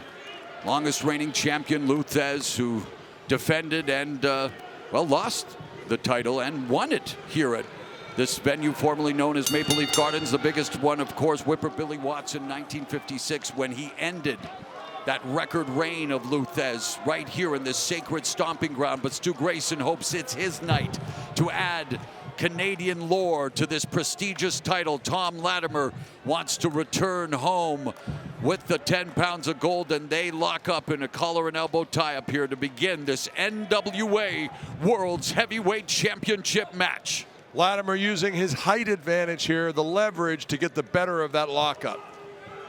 Grayson, born and bred for combat, been a martial artist since the age of 7, a triple black belt.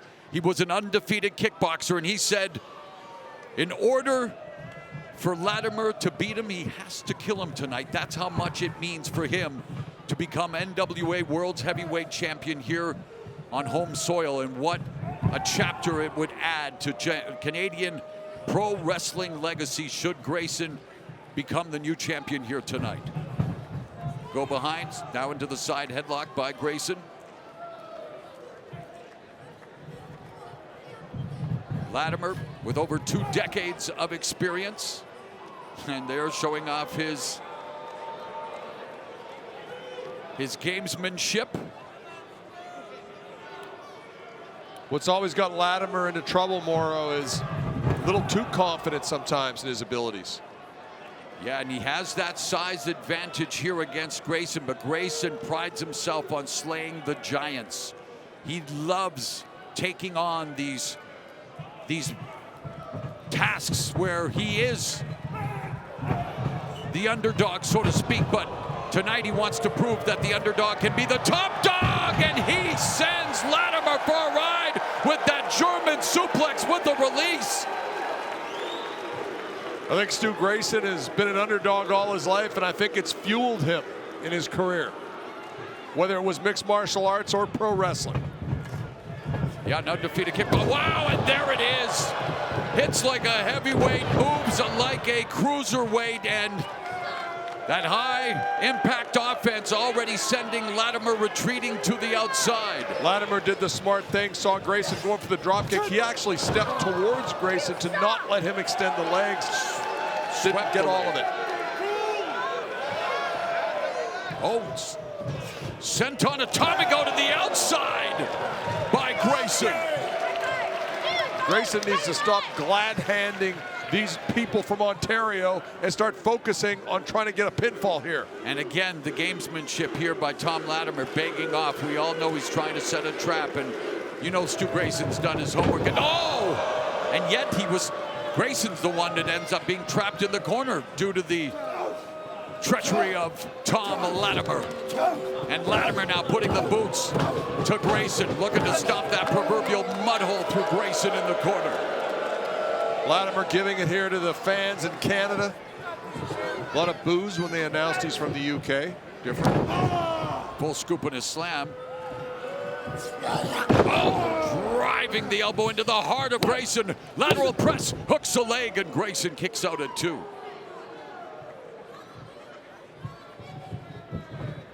Oh, Grayson caught the kick. Spins Latimer around, kicks him to the knee, and clubbing forearm to the back between the shoulder blades, and there Grayson headbutting the upper body of Latimer. Reversal on the lateral press, tip up by Grayson. Latimer hoists him up, backdrop suplex. Here's the thing with Latimer.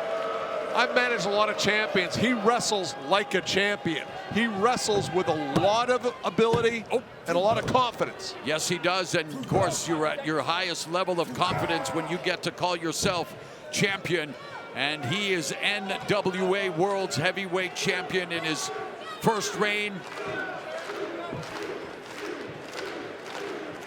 And a fighting champion, defending it for the second time under the MLP banner.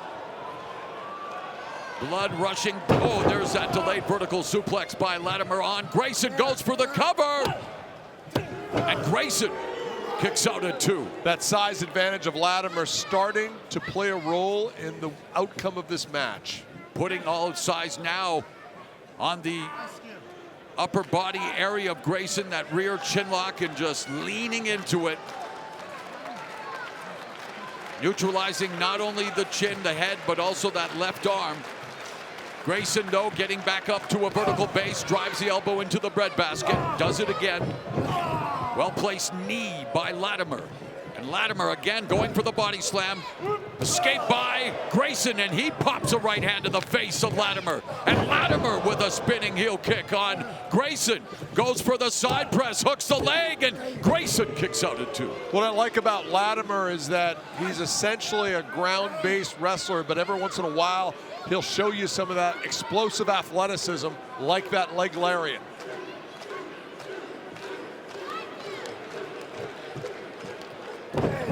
Another elbow smash to the back of Grayson's head by Latimer. And another elbow. This is championship wrestling right here. I mean, pick a body part and abuse it. That's what he's doing. And he's targeting the neck of Stu Grayson. NWA World's Heavyweight Champion Tom Latimer in full control of this championship match. And again, looking for that delayed suplex, this time spun up and rolled up by Grayson. And Grayson showing his strength and suplexing Latimer. Great counter by Grayson. You know, this is his home country, but sometimes that's a negative because you've noticed he keeps looking to the fans and he needs to look at Latimer. The pressure has never been more for Stu Grayson to challenge for this NWA World's Heavyweight Championship, not only in Canada, but here at this venue, the Mecca of pro wrestling in Canada. First event in decades under the Maple Leaf banner. Latimer, oh, big forearm sends Grayson to the ropes.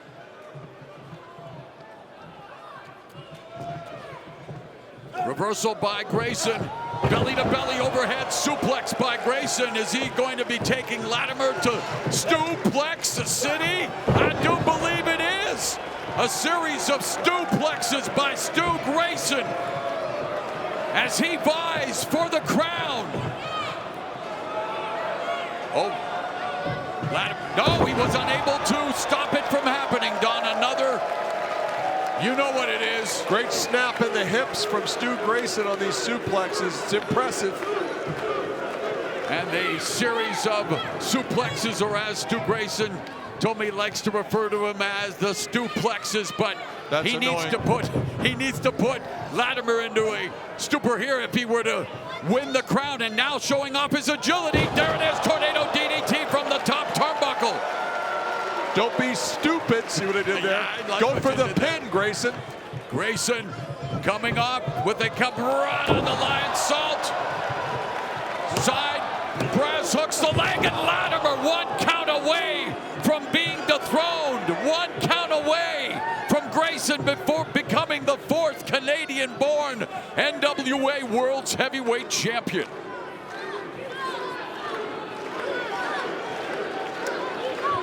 Referee might have been a little out of position on that, Morrow. Latimer now on the outside. Tope on Hero. Mamma mia! Stop milking it. Get him in the ring and try to beat him. Grayson landing on his feet following that tope con hero, but I've got to agree with the founder of the Don Callis family. Look at this. It's not smart, but he is from Quebec, so what can we expect? He's there. What a tremendously executed tope con hero. He lands on his feet, Don. You got to give him marks there for athleticism, agility, and high-octane offense. Low bridge sends Latimer again to the outside, but you're right. In order for him to walk out champion, he's got to pin him or submit him in the ring. Instead, DDT on the apron by Grayson. Latimer had it his way for a long time. He was not prepared for these athletic maneuvers from Stu Grayson. Take a look at the replay, Don.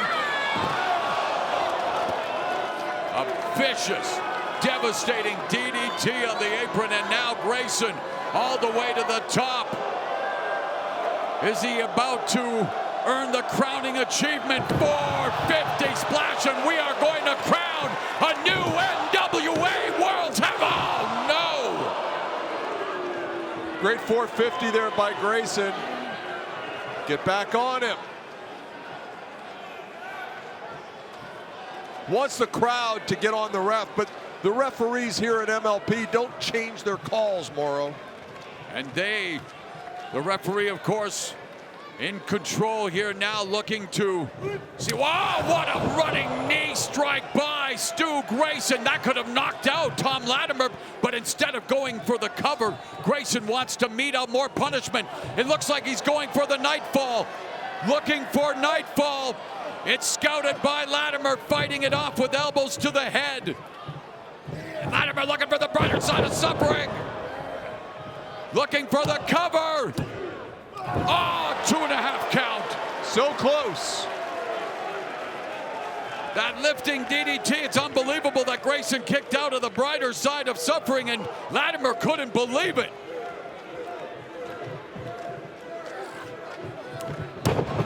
Look out now. And there, the shoulders are down. Only a 2 count, and another running knee strike by Grayson on Latimer. Grayson on the verge of being crowned NWA World's Heavyweight Champion, but he's got to cover Latimer. Instead, he's bringing him back to his feet. He wants to do it with his patented nightfall. And again, Latimer fish hooking the nose. Latimer now pushing Grayson into the ropes. Boot to the face by Grayson. Oh, and met by the spear of Latimer. Latimer sends Grayson crashing. Side press hooks the leg. Oh, and he gets that left arm up just in the nick of time, Don. Yeah, instinctive wrestling by young Stu Grayson.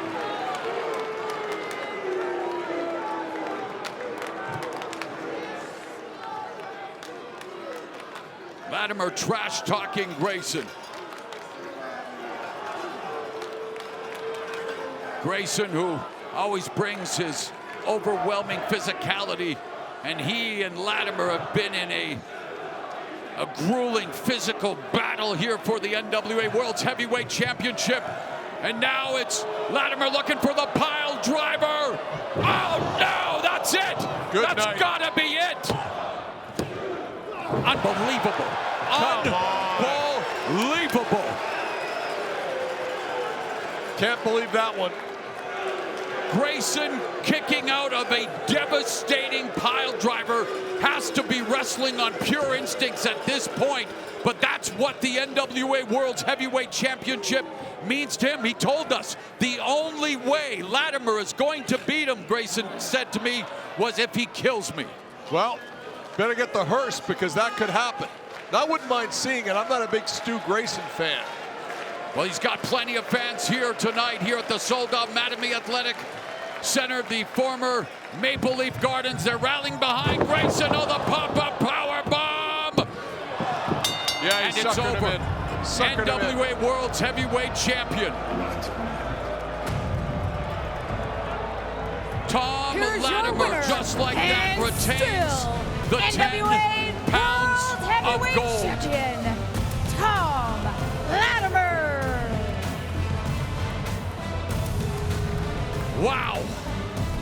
Hard-fought title defense here for Latimer. A shocked crowd as Tom Latimer disappointing this Toronto crowd as the Canadian Stu Grayson unsuccessful in his attempt to become the new champion, and Tom Latimer walks out of Toronto still in possession of the 10 pounds of gold. Maple Leaf Pro Wrestling's Northern Rising, we revisit some of the action of this NWA World's Heavyweight Championship match, Don. Yeah, great back and forth. Stu Grayson had him rocking for a while, and then it went back to a ground-based game, which favors Latimer.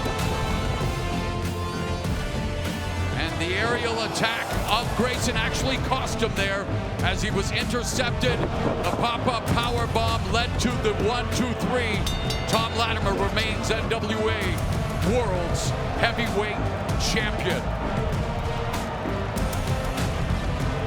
Standing by with the Good Brothers is our Sam Latourneau. I'm joined now by Doc Gallows and Karl Anderson. Boys, tonight the Good Brothers made their highly anticipated Maple Leaf Pro debut, but that couldn't have been the outcome you were looking for. Forgive her, Brother Gallows, for she not know what she talk about. How dare she talk to the greatest tag team walking planet Earth like that. Brother Gallows, preach to her. Ah, the spoken word. July the 5th, Maple Leaf Pro Wrestling, the event is appropriately named Resurrection, because you will witness the resurrection of the Good Brothers, the resurrection of the OG Bullet Club. And with these hands, we will reach into the poisoned hearts of the War Dogs, suck out that poison, and wash them in anointed blood. We will wash them, we will cleanse them, we will show the War Dogs the light. The rematch is coming, and all I can say, boys, is amen, amen, amen, amen, amen, amen, amen. Show us the light, good brothers. Amen, amen. Show us the light, good brothers. Amen, amen. Show us the light, good brothers. Amen, amen. Show us the light, good brothers. Coming up, a three-way dance. New Japan Pro Wrestling's Gabe Kidd, Rev Pro's Michael Oku, and AEW's Mike Bailey. A tantalizing three-way sure to entertain coming up here at Northern Rising.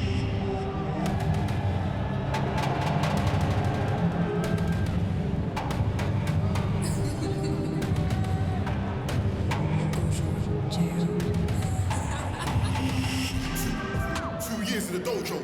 Now finally the kids are caged. From the old double 1-5 where I grew up, so nothing but pain. Playing as a triple threat match. Introducing competitor number 1 from Nottingham and Gabe Kidd. A brawler through and through. He says he's here to tear off ears, rip off noses. It's not a wrestling match when it involves Gabe Kidd. It's a fight. He's war ready, and his quote says it all. I am a madman.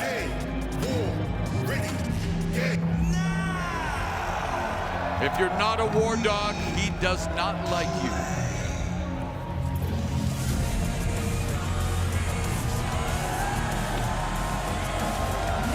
From London, England, Michael Oku. Representing Rev Pro in the UK, the high flyer, Michael Oku. What do you think's gonna happen, Moro, when the madman gets his hands on this punk kid? Time will tell. It's not just Michael Oku, my friend. He's also facing AEW Speedball Mike Bailey. And I'll tell you, I hate Mike Bailey, and I'll tell you why in a little bit. I'm sure you will.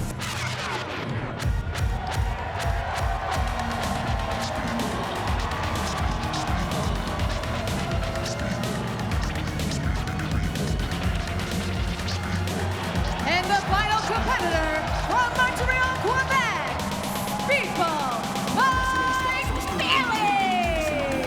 Huge fan favorite, Taekwondo, black belt of martial-based attack, but one of the more innovative high flyers in professional wrestling. You were saying, Don? Oh, he makes me physically sick. I mean, I hate the accents. I hate his attitude. I hate the fact that he wrestles barefoot. And he's taken it to a few of my guys in All Elite Wrestling. I'm not a fan. The aerial artistry of Mike Bailey, the technical mastery of Michael Oku, and the brute force of Gabriel Kidd in this triangle of turmoil. Alliances, well, they'll be fleeting. And betrayal is just a heartbeat away. Every man for himself. And you talk about a clash of styles, Don. You've got Gabe Kidd again, who he says what he does is not wrestling. He wants to beat you up plain and simple. And when you look at some of his idols growing up, you shouldn't be surprised. Stan the Lariat Hansen, Bruiser Brody, Stone Cold Steve Austin. What do they all have in common? Listen, I grew up in Winnipeg. I went out in 40 below weather and had street fights on a daily basis, and I beat up a lot of Taekwondo guys because at the end of the day, it becomes a mass game, and that favors Gabe Kidd tonight against these two. War ready, Gabe Kidd. The master of the half crab, Michael Oku. And Speedball, Mike Bailey. Bailey and Oku, they've wrestled before in the UK, as has Gabe Kidd and Oku, but this is the first time that Bayley and Kid are sharing a professional wrestling ring, and the fans here in eager anticipation of what they're about to witness. A sold-out crowd here at the venue formerly known as Maple Leaf Gardens, Mattamy Athletic Center, Maple Leaf Pro Wrestling, Northern Rising, Don Callis, and yours truly, Mauro Ranallo, providing the soundtrack. What a night it's been thus far. So many different styles, so many different personalities, and when you talk about personality, well, we're talking about Gabe Kidd. You know what I love about Gabe Kidd? You know what he and I have in common? What do you We have both in common? hate Kenny Omega. That's what we have in common.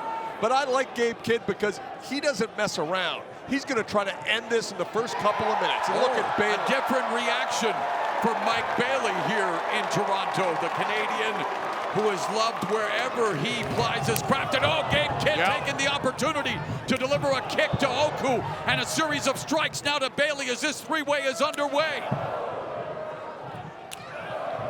First to a pinfall or a submission will be declared the victor. Oku, oh, and man, Gabe Kidd launching the hard-hitting attack. And he's like, wow, that felt like a mosquito bite. You want to know what a chop feels like, or a punch? Oh, double drop kick by Oku and Bayley. We talked about temporary alliances that could be had in three ways, Don. I always think that's a mistake because it's only a matter of time before someone tries to screw you. Because that's what people do in this world, Mauro. Cartwheel escape by Bayley. Oku comes off the ropes. Both two agile, athletic competitors. And we are seeing that early, and we are seeing the Taekwondo background of Bayley on display early as well with that educated foot. I'm conducting a bit of an investigation in AEW about how many of those kicks are actually not legal that Mike Bayley does, but he does them so fast, it's hard to get a handle on them. Lightning quick offense by Speedball Mike Bayley, and Michael Oku delivers the Rana to Gabe Kidd, who immediately heads to the outside of the ring, and Bayley ends up on the apron. There's Oku, springboard drop kick off the corner by Oku. And now Kidd, this is where he wants Bayley. He doesn't care if it's in the ring. Like he prefers it to be a street fight. He prefers it to be a brawl. You mentioned Kenny Omega. It was a match earlier this year in which Gabe Kidd really turned heads and had a star-making performance against Kenny Omega. It's been a breakout year for the likes of Gabe Kidd with the War Dogs. And there's a beautiful display of offense by Michael Oku, using Gabe Kidd to deliver even more impactful offense on Bayley. Well, I know for a fact that Gabe Kidd, like me, detests Speedball Mike Bayley, so Oku may benefit from that by being a spot picker. Remember, we talked about that. The importance of these matches, pick your spots. Oku, a high flyer who has a flair for the British submission game. He's an 8-year pro who admired Chris Jericho growing up and is a former Chris Jericho Cruise champion, and he's not in cruise control. Looking, oh, I thought he was going for the Fosbury flop there. Patented, oh, and Gabe Kidd just flips him, literally. And he lands hard on the outside. Oh, and a hard forearm, oh, and a forearm from Kidd. The fact that Michael Oku grew up a Chris Jericho fan makes me want to see him get hurt tonight. Well, he just got hurt there after that attempt at a Fosbury flop in which it was well scouted, and wow, Kidd kicking his way to control of this three-way as he just dropped Speedball Mike Bayley in a heap after flipping Oku on the apron.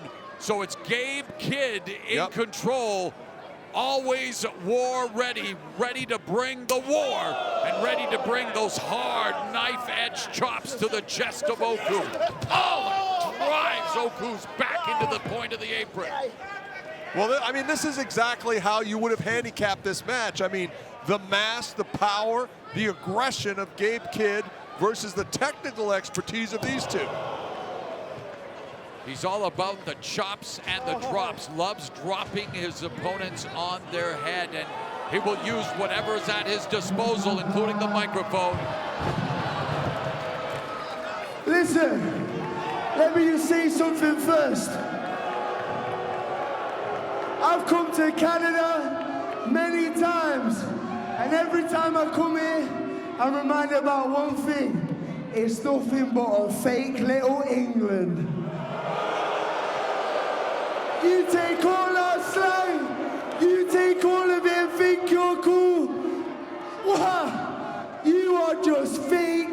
English rap. Wow. Gabe Kidd certainly not endearing himself to this Canadian crowd. Canada, part of the Commonwealth, by the way.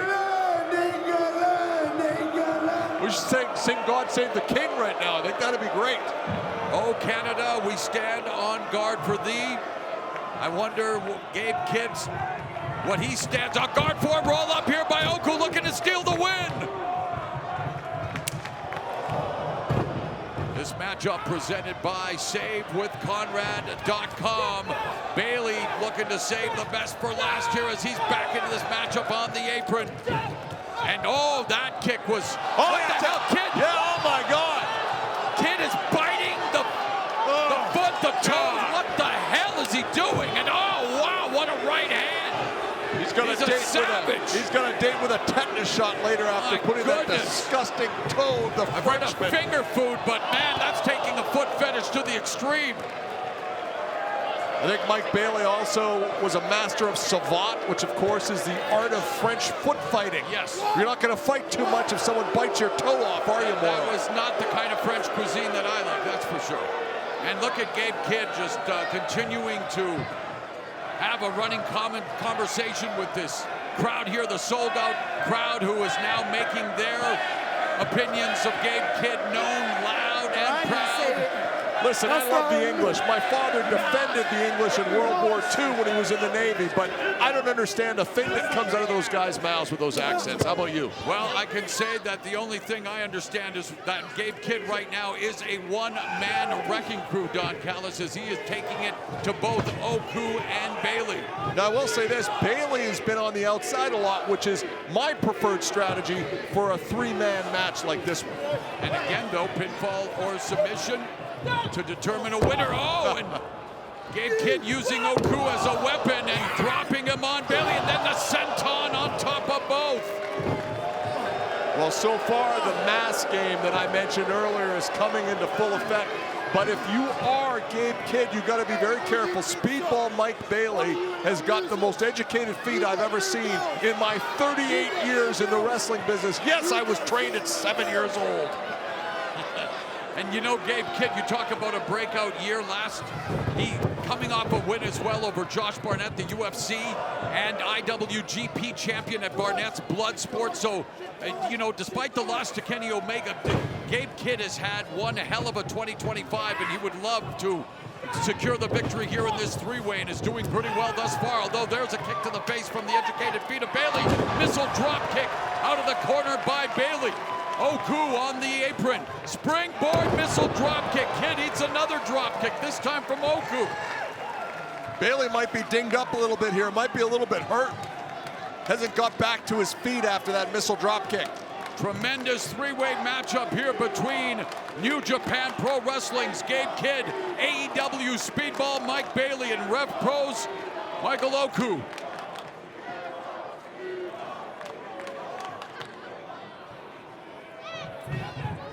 Tucks under the clothesline. Bailey misses with the axe kick. There's the axe kick. Roundhouse kick. No one executes these kicks like Bailey. Oh, standing shooting star press. And that was worth a 2 count for Speedball Mike Bailey. Did you know that on a recent episode of Dynamite, Mike Bailey cursed at me in French? What did he say? Yeah, the censors missed it, I suppose, but no, he's nasty. Nasty.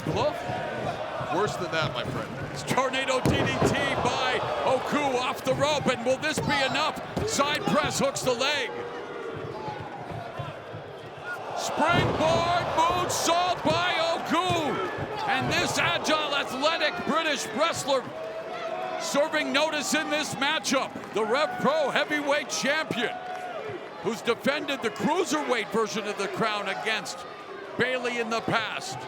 Michael Oku famously almost beat that dirtbag turncoat Will Ospreay in a match in England. Oh, wow. Bleeding. This is great. Now I'm getting very excited.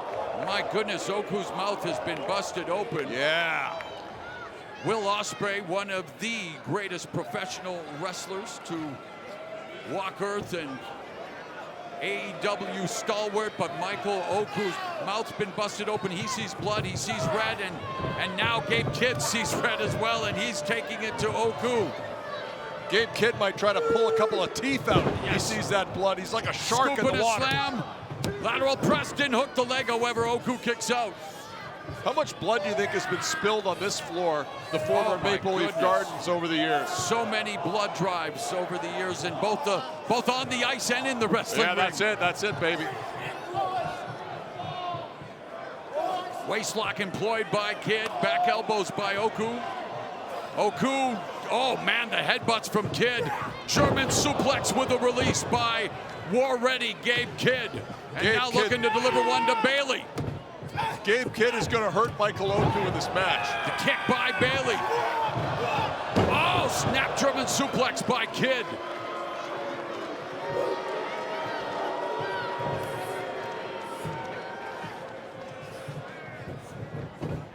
Waistlock employed. Here we go. On Oku. Oku now with the waistlock on. Oh, wow, it's German suplexes. And Bailey may have ended up the worse for wear there as he's struggling to get back up to his feet, as is Oku, the only one standing, and the one he told us he'd be the last man standing is Gabe Kidd. Now all three, and super kicks in stereo to Kidd by and Bailey. Misses, and there's the educated feet on display, both going for kicks, and Gabe Kidd turning them inside out. Kidd looking for a pile driver. Instead, body drop, roll through. Oh, and there's a kick by Bailey. Ultimate weapon by Bailey. Oh! Destroyer there by Michael Oku. And the fans loving every single second of this three-way. And Oku doesn't even know where he is after pulling out that high impact move on pure instinct, Don. Oh, absolutely. Listen, Michael Oku is a gifted natural athlete. He understands professional wrestling. The problem for him is he's in there against two extremely dangerous individuals tonight. Chants of MLP echoing throughout this hallowed confines of the Mattamy Athletic Center, a sold-out crowd. Oh, it's disgusting. Goodness, that is God, please. disgusting. Listen. It's been a bloody battle here in this three-way. All three competitors feeling the effects. Crowd solidly behind Speedball Mike Bailey in this match, and Michael Oku looks like he's having real issues here with his equilibrium. One of Canada's best, the True North Strong and Freeze. Speedball Mike Bailey against two of Britain's best, Gabe Kidd and Michael Oku. Oku feels double chop. The double chop of Speedball Mike Bailey, and now Gabe Kidd head to head. Now I would not stand there and let Gabe Kidd hit me if I were Mike Bailey, but he's a tough kid.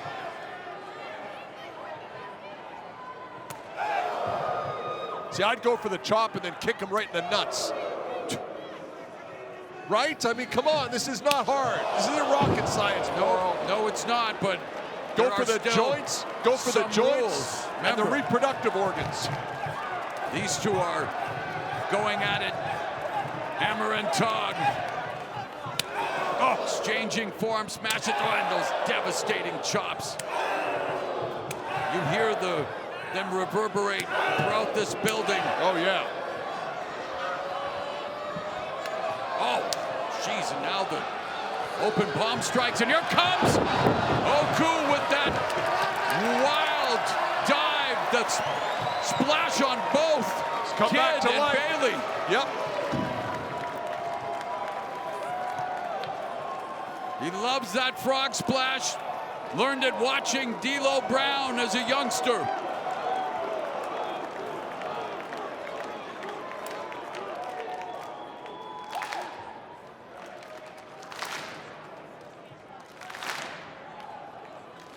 These people in Toronto just can't figure out how to get on time with this clap.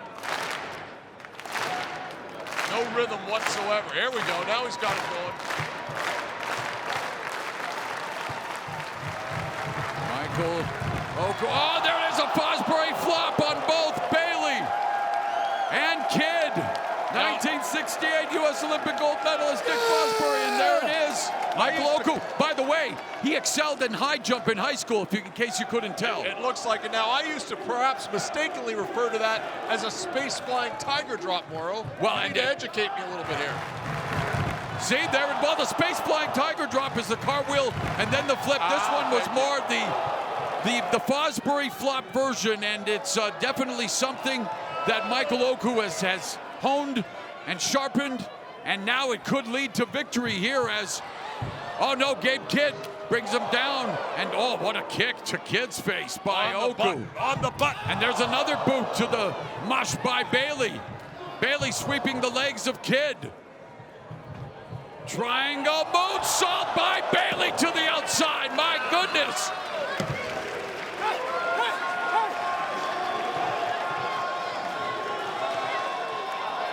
And now Bailey ascending to the top of the turnbuckle, but Gabe Kidd's on his feet. He's mounted the corner. He's looking for the superplex. Being fought off there by Bailey. Punches to the midsection, and Gabe Kidd is hungry once again. Yeah, hungry like a wolf, hungry like a madman. Oh, another vicious kick by Mike Bailey. Speedball. Maybe looking for a Liger bomb. Power bomb there, the Liger bomb it was. And only a 2 count. Very close there for Bailey. Bailey going back to the top turnbuckle. All the way to the top.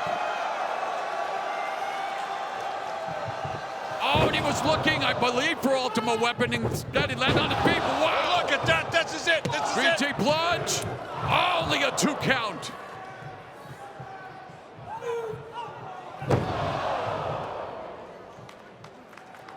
My goodness, what action here. And Kidd gets a 2 count on Oku, and now he goes for the count on Bailey. What a match we are seeing in this 3-way between Gabe Kidd, Michael Oku, and Speedball Mike Bailey. And the crowd chanting, "This is awesome, Don." Yeah, they're loving what they see, but they're not loving what's about to happen here to their fellow Canadian, Speedball Mike Bailey. Oh, rolling crucifix here by Oku. Shoulders are down for a 2. Oku with a kick. Kidd with a palm strike. Yeah, he's stiff with those palm strikes. Oh, and those forearms as well. Now full head of steam by Kidd, but instead the educated feet of Oku. Oku now, the master of the half crab. Is that what he's looking for? Yes, he is. The master of the half crab. This could be it for Michael Oku. Shades of Lance Storm with that half crab. Will it be enough for Kidd to tap out? Bailey needs to do something here. The master of the half crab of Bailey. I'd kick Oku right in the face. His hands can't come up the block. And there you go. Oh, the Bailey flurry, and that's exactly what he did, Don Callis. Bailey using his educated feet to drop Oku and give Gabe Kidd a respite now as well from that half crab, and Mike Bailey looking to set up Oku. Kick was blocked, and now it's a half crab on Bailey. The master of the half crab, giving one to both Kidd and Bailey. Here's a nice thing too. I mean, Bailey not wearing boots, you can really torque on those feet and ankles if you get that half crab sunk in. Drop kick here by Oku, and Oku now going all the way to the top turnbuckle.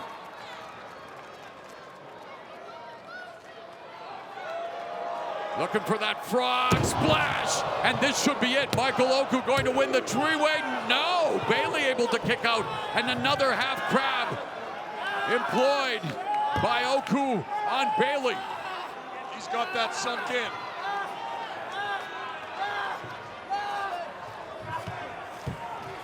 Bailey, will he tap here? No, here comes Gabe Kidd. Oh, no. Wow. Oh, knife edge chop. Kid on Oku. And that will force Oku to break. Well, not for long. Back to the half crab, and Bailey could be forced to tap here. Oh, another knife edge chop by Kid. See, now this is just not smart. You're basically inviting the guy to hit you unprotected, and that's what you get. Side of suplex there by Gabe Kidd. Maybe one as well. Oh, victory roll by Bailey. Shoulders are down. Only a 2 count. Easy kick out there for Gabe Kidd. And the kicks now come from Bailey. Kidd comes off the ropes. Bailey ducks on the glow. Wow, what a lariat.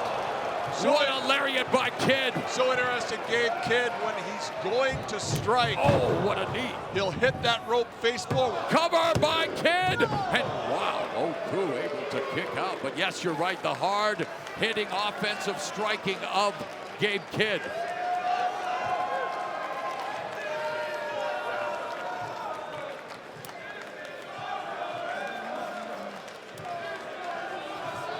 Kidd driven into the corner by Oku.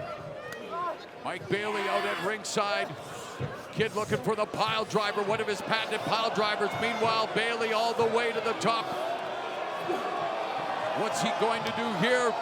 Shooting, oh, ultimate weapon! Ultimate weapon on the back of Gabe Kidd by Speedball Mike Bailey. That is nasty. Unbelievable move by Bailey. And oh no, time adventure. Good time adventure by Bailey. And good night is right. Wow. A 540 crescent kick. Here's your winner, Mike Bailey.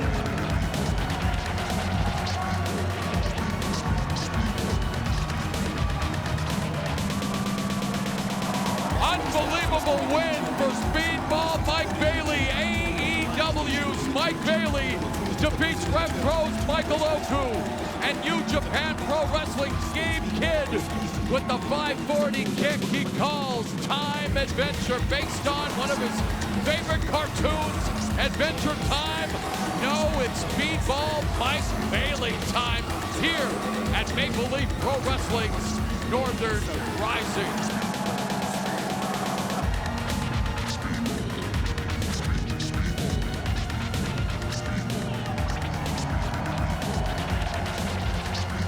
Earlier tonight, we had the holder of the Champion's Grail, Rohan Raja, involved in 6-man tag team action.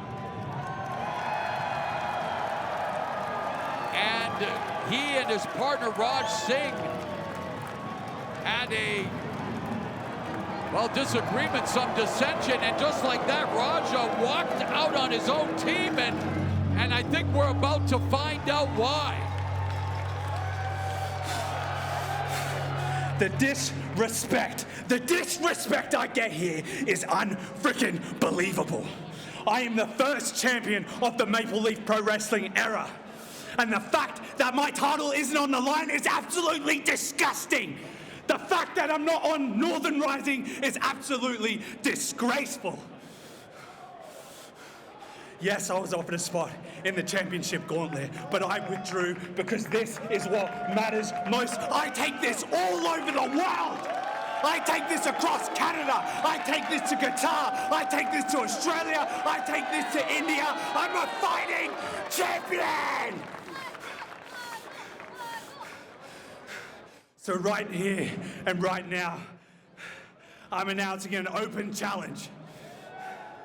MLP Resurrection, July 5th, Montreal, Quebec, Canada. This PWA Champions Grail will be on the line.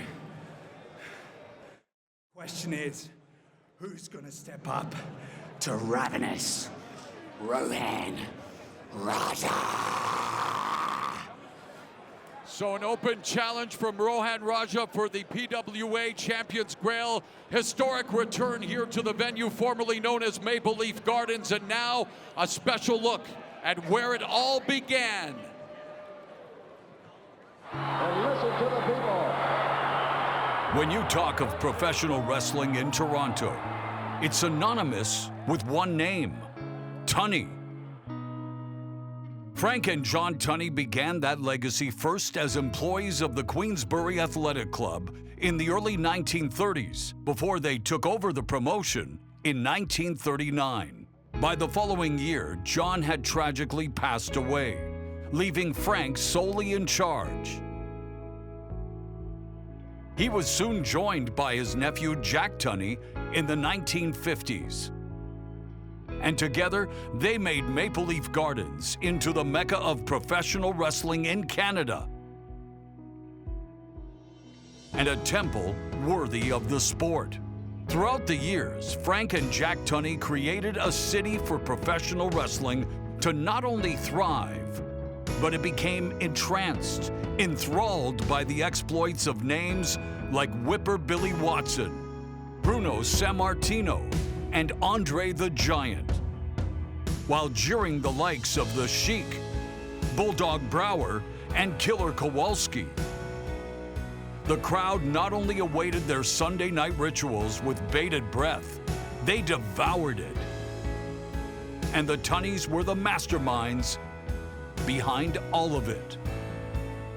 Following Frank's passing in 1983, Jack would become one of the most famous men in the world as the president of the WWF through the mid-1990s, turning Maple Leaf Wrestling into Canada's WWF flagship program and bringing the WWF to Maple Leaf Gardens as a passing of the torch.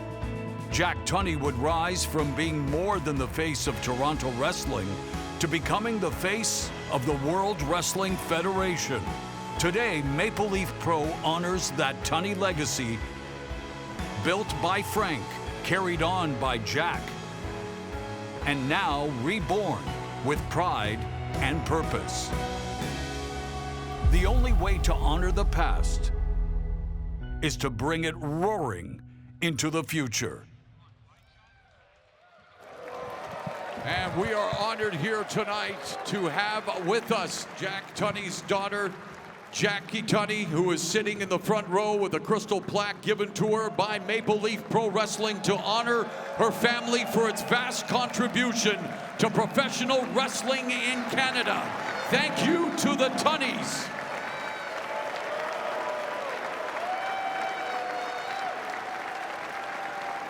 All right, more history about to be made here as we are about to determine the first ever Maple Leaf Pro Wrestling Women's Canadian Champion.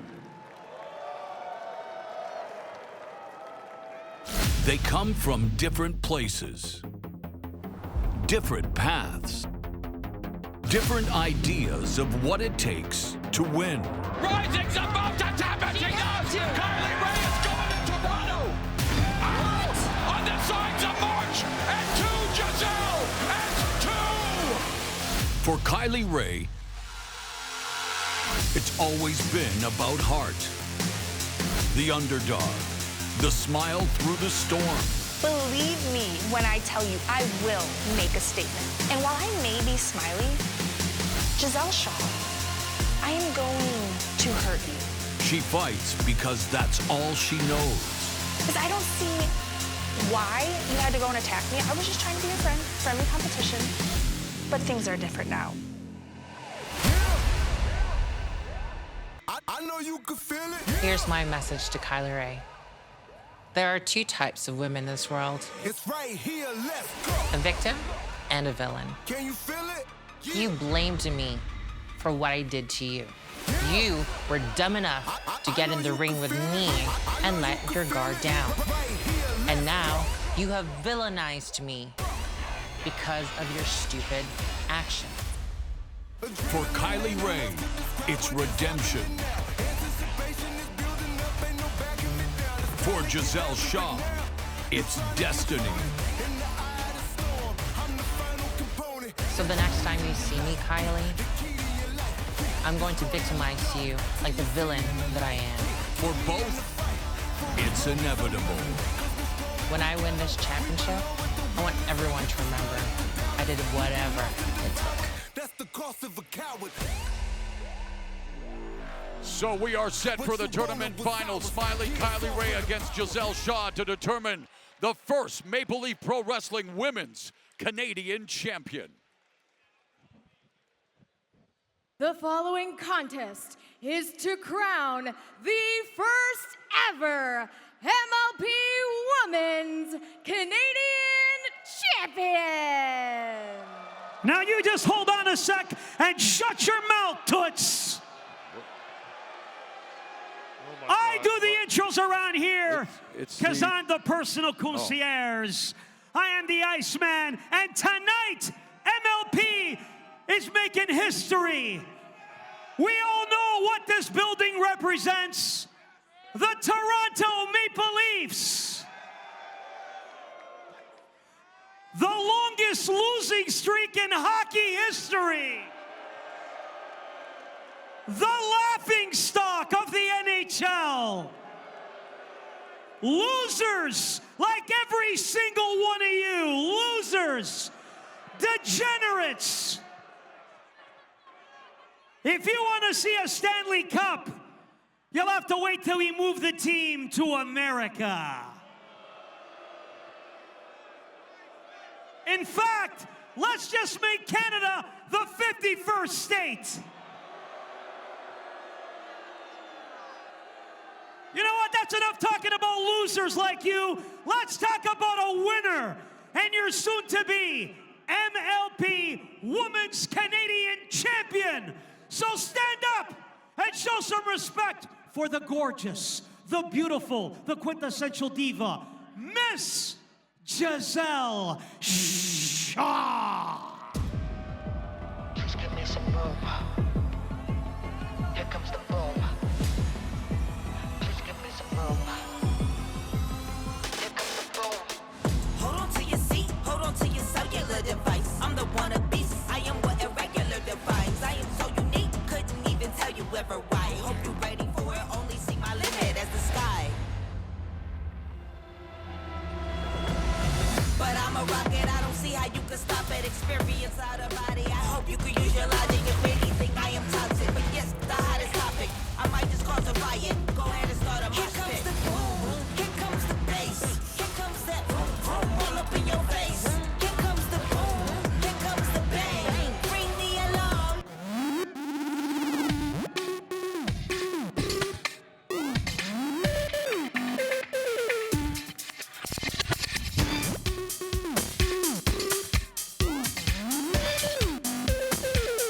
Her opponent from Chicago, Illinois, Smiley Kylie Rae. Smiley Kylie Rae, member of WWE ID and looking to become the first ever MLP Women's Canadian Champion, has had to overcome a lot in her life, but always smiling through it all and ready to show well, a different side to that smile here tonight as she looks to vanquish Gisele Shaw. You know, Mauro, I don't trust people who are happy all the time. Do you know what I'm saying?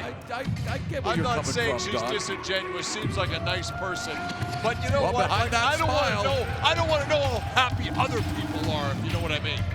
Behind that smile is a driven competitor, and she definitely has extra reasons to take it to Gisele Shaw after Shaw, when they faced off. Remember what happened at Mayhem? Oh, I Shaw remember. We were right slapping there. the taste out of her mouth. Fantastic. Kylie's a great athlete, but you know what I love about Gisele Shaw? She's a star. I mean, everything about her when she enters an arena, people look at her, the way she dresses, the way she carries herself.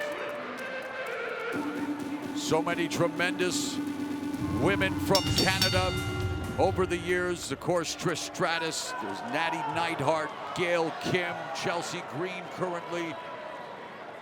The look of disgust on Gisele's face when she looks across at Smiley Kylie Rae is tremendous in my opinion. And now one of these two would love to add their name to the champions roll call that we are establishing here tonight. Tom Latimer, of course, successfully defended the NWA World's Heavyweight Championship against Canadian Stu Grayson. Can Canadian Gisele Shaw bring a championship home as she looks to become the first ever MLP Women's Canadian champ. Locking, calling an elbow top, go behind by Ray.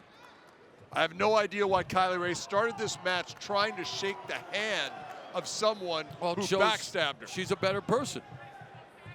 She's a better sportsman. person? Yeah, she's You looking know what? to show You respect. could be the better person. I'll take the money, the winner's share of the purse, if you will.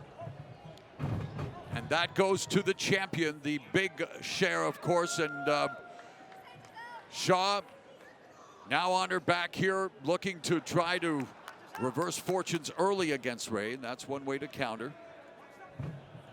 And looking for the ankle pick. Kylie Ray is a very good mat wrestler. Yep. And there is that takedown by Gisele Shaw on Ray. Oh!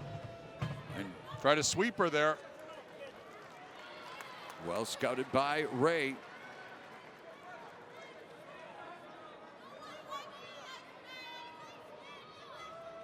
And this isn't just the final of a tournament, it is the beginning of a new division's legacy. Both women want to be the first name etched into Canadian wrestling history here under the Maple Leaf Professional Wrestling banner. Again, the go behind by Ray, each still looking for the early advantage.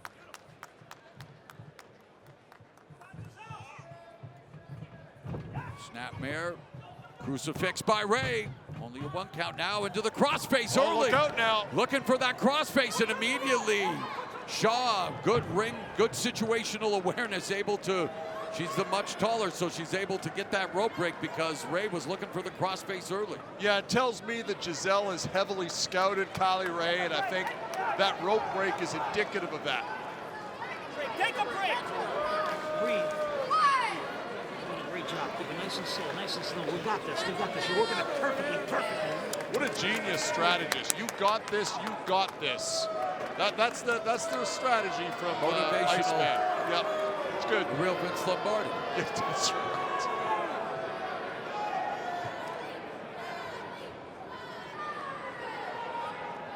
Shaw trying to slow things down now. The referee administering the count. And of course, by the way, no champion's advantage because the title is vacant. Kylie Ray could win the title via countout or disqualification. That's very interesting, and I think that's perhaps where Iceman may potentially add some value. He may be able to stop Kylie Ray from getting back into the ring and win by a countout if you're Gisele Shaw. And that's what makes this a unique matchup because it is the final of a tournament. There, snatches it rolled up for a 2. Sweeps the leg, and now it's both of them jockeying for position. Jackknife cover by Shaw. Shoulders down. Ray. So back and forth we go. To Harris there by, right into the crossface again by Ray, and looking to become champion early. Beautiful transition into the crossface by Smiley Kylie Ray. What a great setup by Kylie Ray into this crossface. And Shaw, and Iceman. Referee, again, on the verge of being disqualified here. He's going to have that suit back at the rental place by midnight tonight. Whoa, wait a minute. Well, maybe that's exactly where he's going now. He has just been jettisoned. He has just been bounced from ringside, and the Iceman forced to go back. And no personal concierge anymore for Gisele Shaw. Well, she's going to have to find someone else to carry her bags tonight, but other than that, I think she's probably ahead of the game. And a song that's been heard many a night in hockey rinks around the world. Now serenading Iceman, and there an O'Connor roll by Ray. Pat O'Connor, a former NWA World's Heavyweight Champion as well. Oh! Deep arm drag by Ray. I was never a big Pat O'Connor fan, I have to say. I mean, a lot of respect for the Buddy man. Rogers, Comiskey Park, 35,000, a huge you know what he used to matchup. say? There's only one diamond in this business, kid, and you're looking at him. Fantastic line. Hey, well, how about diamonds are forever, and so is Ric Flair, speaking of Nature Boys. He wrestled here many times. Many times, of course, man, you talk about art form. He and Ricky the Dragon Steamboat had many legendary battles here at Maple Leaf Gardens. And these two now vying to become MLP Women's Canadian Champion, and Ray face first onto the steps, and Again, if she is counted out, Gisele Shaw will become champion. And the referee administering the count. Replay brought to you by Copper Rose Distillery. And maybe she's going to need a stiff drink after that. Gisele Shaw has really blossomed into more of a, what I'd call a ring general. Well, she's using the ring to become a general here tonight as she looks to become the queen of the MLP Women's Division. Just slamming the head into the ring steps. Pulling that bow out of Kylie Ray's hair. And again, just gamesmanship. Mocking Smiley Kylie Ray. But valuable seconds ticking away. She has Ray in a vulnerable position. Needs to roll her back into the ring. Gonna punish her. But instead wants to punish her some more, Don. I don't think that's wrong. I don't think it's wrong at all. Well, you got to beat the count. Like, you have to have that IQ, that awareness, and the referee needs to make sure that Smiley Kylie Ray is going to be able to continue in this matchup. Again, the tournament final to crown the inaugural MLP Women's Canadian Champion. And so far, Gisele Shaw now in control, rolls Ray back into the ring. Goes for the lateral press, hooks the leg, but see, and there you have it. If she'd brought her in maybe 30, 45 seconds sooner, she might have already won the matchup, Don. Well, here's the thing. I think if you're talking technical wrestling in this match, I think Kylie Ray has an advantage. I think the advantage Gisele Shaw has, other than being in her home country here, which is not nothing, I think Gisele has really become a more aggressive wrestler, and Kylie has struggled in the past with people who are aggressive and brutal. And if Shaw wins, she's going to be popping bottles from the Pop Shop. Canada's craft soda since 1969. Hashtag drink retro. I used to love going there when I was a kid. The Pop Shop? Oh yeah, I remember being 13 years old, mixing it with a little vodka. Oh, I'm not supposed to say that. Not supposed to say that. No. It's Ray back first into the corner. Now Gisele Shaw feels like she's on the verge of winning the championship. She's toying with Kylie Ray. To me, Gisele Shaw she walks and talks like a champion, and that sometimes that's part of the battle, Morrow. Yes, it is. You've got to. Not everyone can handle it. Heavy is the head, Morrow. That wears the crown. The crown. And Shakespeare said that. Who's going to be crowned here tonight, Don Callis? Gisele Shaw or Smiley Kylie Ray? Ray, in a world of trouble right now, needs to find a way to get back into this matchup and try to ground the bigger Shaw, because Ray is known for her cross faces, her STFs. Sometimes there's an unspoken rule in ladies wrestling that you stay off the hair. Gisele is just not subscribing to that. She is abusing Kylie Ray. Look at that. Great counter by Kylie. Her turn. And she is unceremoniously dumped from the ring and lands hard to the outside. And boy, Kylie Ray is getting a respite here that she needed very, very badly. As you can see, still down though. That back is in trouble. Yeah, Kylie Ray taking these precious moments to try to recover, using the rope to try to get back up to her feet. Meanwhile, Gisele Shaw doing the same on the outside, trying to get back into the squared circle. And Ray is back up to her feet. Shaw struggling to do the same. Yeah, Gisele doesn't seem like she knows where she is in the ring right now. Ray ducks under the clothesline, levels Shaw, does it again. Ray ducks under another clothesline. Oh, uncorks a series of right hands to the side of Shaw's head. It's all Kylie Ray now. Irish whip, the reversal by Shaw. Shaw looking for the hip toss, rolls up. There's that Ray special.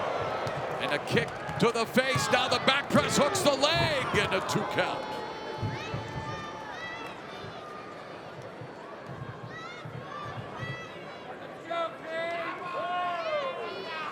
Ray struggling to stay on her feet.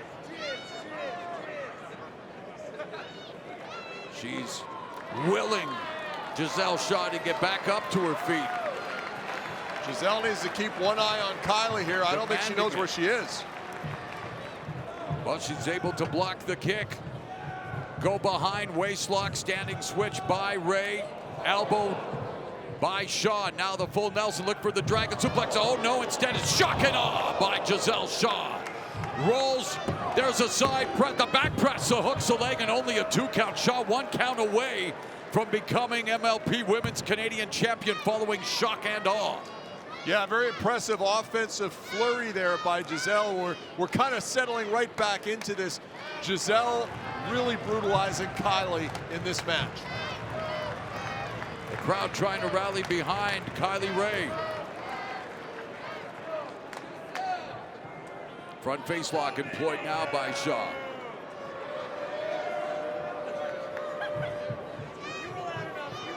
Oh, that's great. Oh, what a counter by Kylie. Beautiful counter by Ray, avoiding the suplex. Oh, but runs right into the point of the elbow of Shaw. Shaw to the corner. Oh! Was looking for the stunner instead. It was well scouted, and Ray gets a 2 count with the back press. And Ray now looking for that crossface. Trying to get it locked in tight here. Ray has the crossface. Shaw trying to break the grip. Looks like she's got the S grip employed, does Ray, and Shaw rolls through to escape. Sends Ray for the ride. Tilt-a-whirl. Oh wow, looking for that tombstone pile driver. She nailed Tombstone pile driver, new champion in 1-2. How did Ray kick out of a tombstone pile driver? I think Gisele got a little cocky there with the cover. Unbelievable. Figured she had her, yep. Pulling out the tombstone, and yet Kylie Ray has life in this championship match, the tournament final.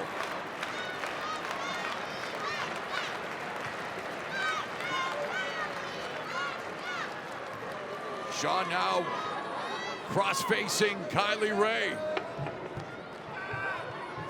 Ray on the verge of tapping. Yeah, Gisele has not neutralized the legs of Kylie, which I think is going to be a problem for her here.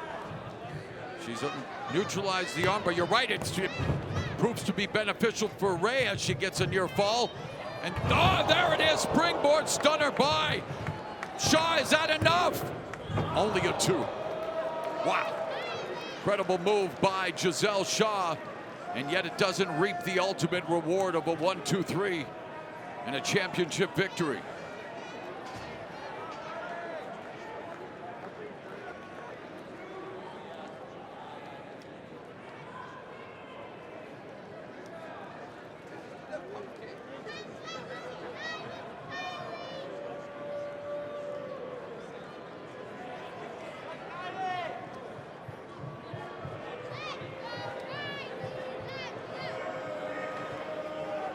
Gisele getting too cocky with these kicks here. They're not doing any damage, and she's wasting time because she's allowing the veteran Kylie Ray to recover. Big mistake here. The first one of the match by Gisele. Yeah, Ray back up to her feet now. No smiley Kylie right now. Kylie is angry. Kylie unloading the heavy artillery, but back comes Shaw with a forearm of her own. Gisele maintaining wrist control here. Kylie too.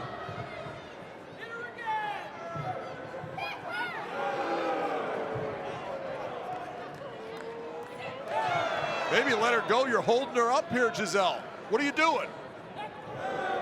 There you go.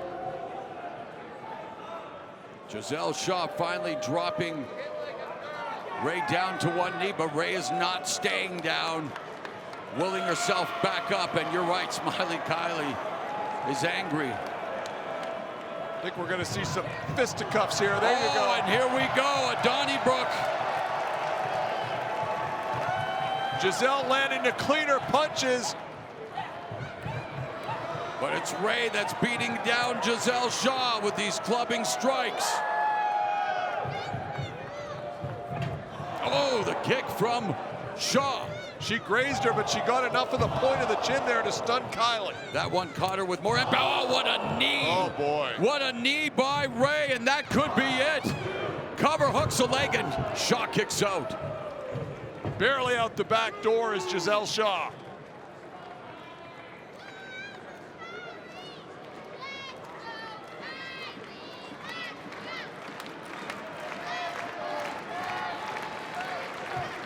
Gisele Shaw barely stirring. Kylie Ray needs to go for the cover.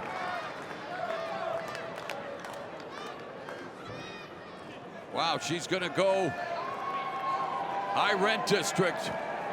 Taking a risk believe me, here. that's Toronto when I mentioned high rent district. You got that straight, pal. Top of the turnbuckle, but she should have gone for the cover. Shaw on her feet. Ray rolls through. Quebradora. Oh, looking for the octopus, and now it's Shaw. Wow, what a reversal by Ray, planting Shaw.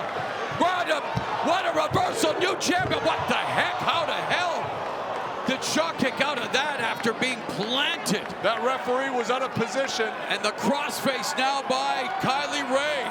How in the hell did Gisele Shaw kick out after being planted head first into the canvas by Kylie Ray? Hair in the eyes for Gisele, too. She can't see where she is in the ring, Morrow. She needs to make it to the bottom rope. She's desperately trying to do just that. Ray employing the crossface. Rolls back into the center of the ring, and now Kylie Ray with the leverage. Ray with the dominant position, and Shaw about to tap. Kylie Ray about to be crowned MLP Women's Canadian Champion. Gotta lean back.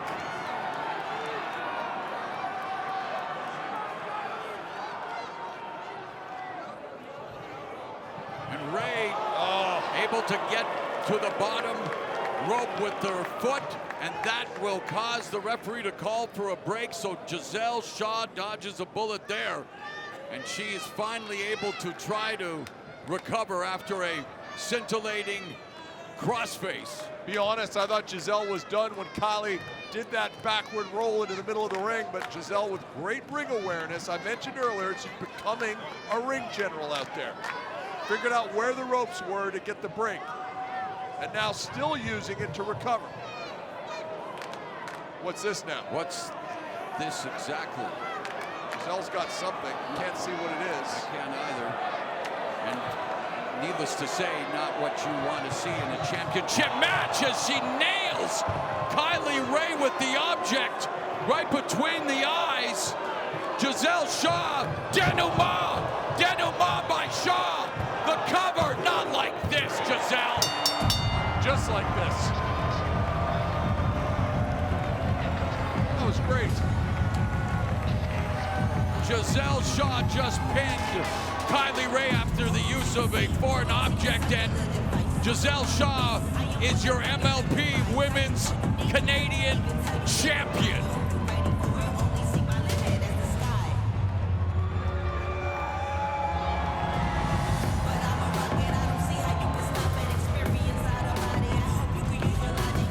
And let's take you back Your winner to the action. Gisele Shaw by hook or by crook, Dawn becomes MLP Women's Canadian Champion. I bet she's really proud of herself, Dawn. Well, I'm sure she is.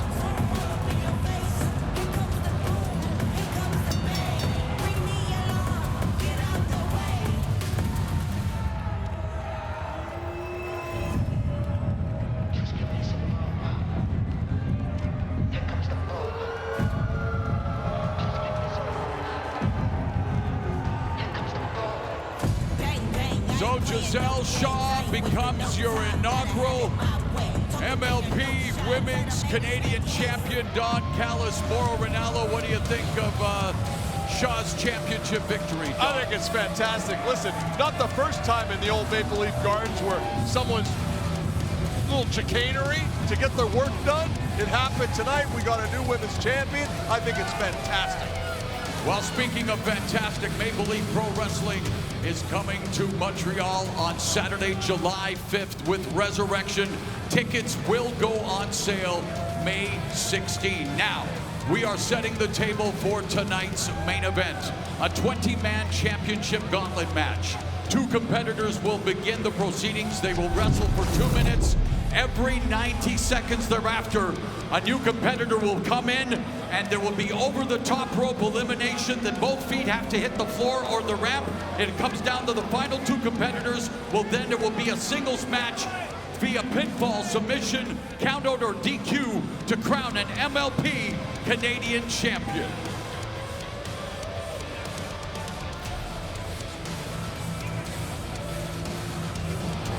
Are to be put together in Maple Leaf Gardens,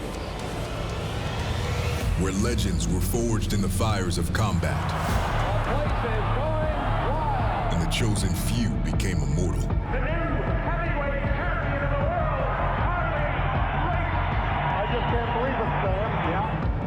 The war returns once more to the Mecca of professional wrestling in Toronto. Some battles can't happen just anywhere. To have this opportunity to be a part of something so monumental, so huge, means the world to me.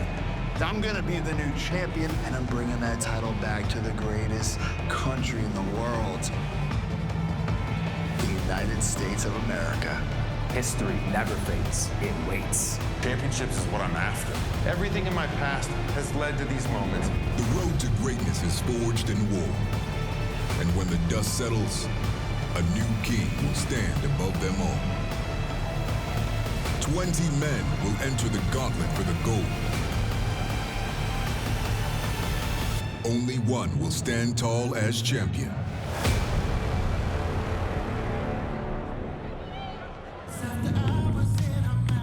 From unhinged madmen to battle-scarred legends, from international icons to homegrown hopefuls, 20 warriors, 1 gauntlet to crown a Maple Leaf Pro Canadian champion. The following is a 20-man gauntlet match to determine a brand new MLP Canadian Championship. Introducing competitor number 1 from Baltimore, Maryland, Lotteries, you want to win the number 1 pick when it's a gauntlet match. Well, number 1, maybe the loneliest number. Rich Swann gets a number 1, and he's going to have to run the gauntlet literally. Yep.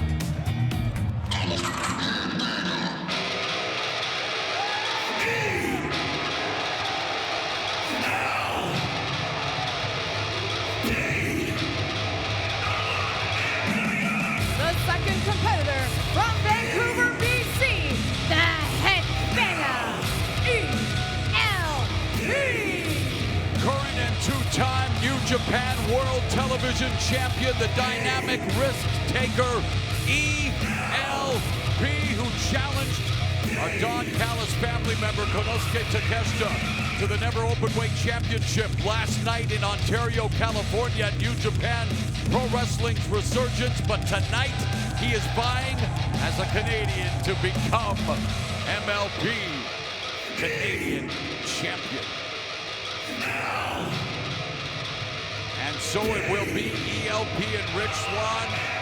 They will have 2 minutes to try to eliminate the other before a third contestant is brought into the proceedings, and that's the belt. That's what it's for, here from a sold-out Mattamy Athletic Center in Toronto, Ontario, Canada. That's a great-looking belt. I'd like to get my hands on that. Well, it's a 20-man gauntlet, not a 21-man, but lucky for them. So it will be Swann against El Phantasmo to begin this 20-man championship gauntlet match. And again, in case you missed it, these two will wrestle for 2 minutes. Then every 90 seconds thereafter, a new competitor will enter the ring. To be eliminated, both feet, well, you have to go over the top rope. Both feet have to touch the floor or the ramp. And then When it comes down to the final two competitors, it becomes a singles match with a referee, and the Canadian champion will be crowned via pinfall, submission, count out, or disqualification at that time.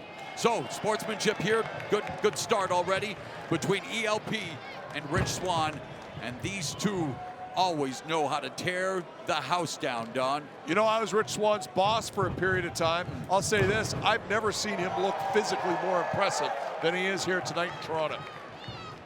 And it's going to be physically grueling for both he or ELP in order to survive the 20-man gauntlet. They're the first two, and they're already getting things started in high-octane fashion.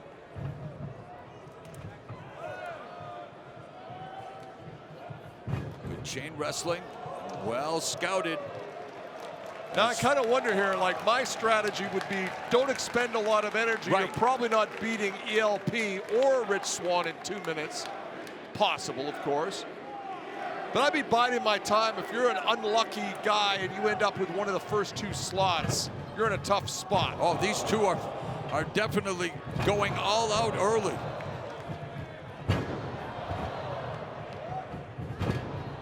Rich Swann is so fast getting up and down. Amazing sequence. ELP overcoming cancer last year. It's so good to see him. Boy, he came back fast. His goal was to make the Tokyo Dome show January 4th, and he was there and was in action for New Japan last night, but here tonight, vying to become Canadian champion, and he and Rich Swann trying to solve each other, but Swann's making it difficult in this time. Oh. Punch him in the face. What are you doing? Turning it into a dance party. Oh, that's it. Well, it's not a punch, but it was a kick to the face. So he heard you, Don. Down to the final 3 seconds. Who will be next?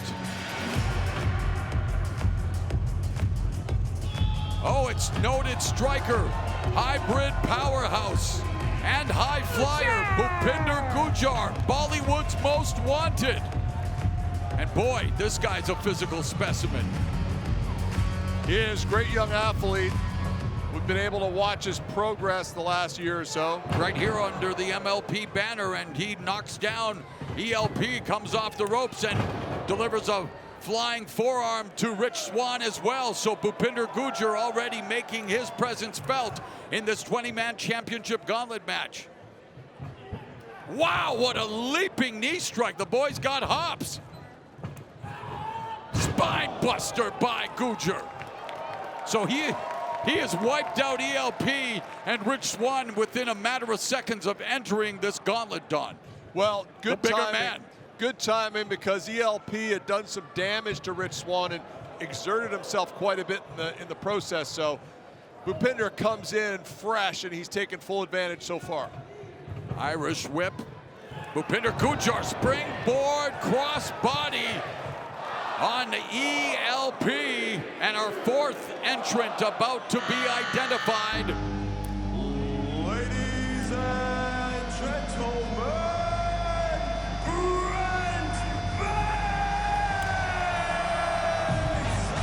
another high flyer, also a technician, showcasing his agility with jaw-dropping aerial attacks. Brent Banks is number 4 in this championship gauntlet match, and he immediately dives into the ring and wipes out Swann and Gujjar. I told you he was a high flyer you need to watch. Oh yeah.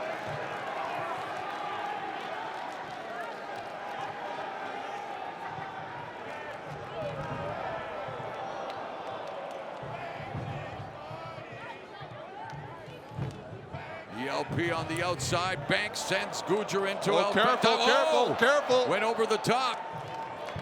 And able to stay on the apron is ELP.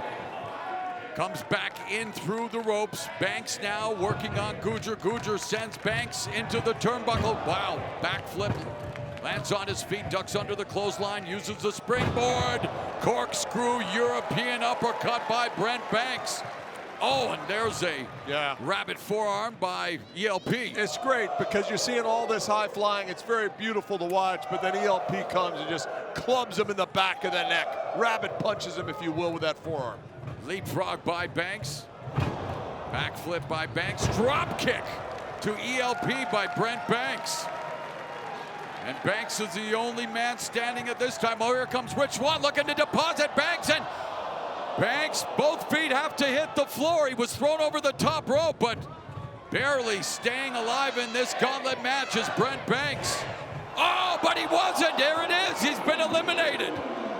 Brent Banks is out of this gauntlet match.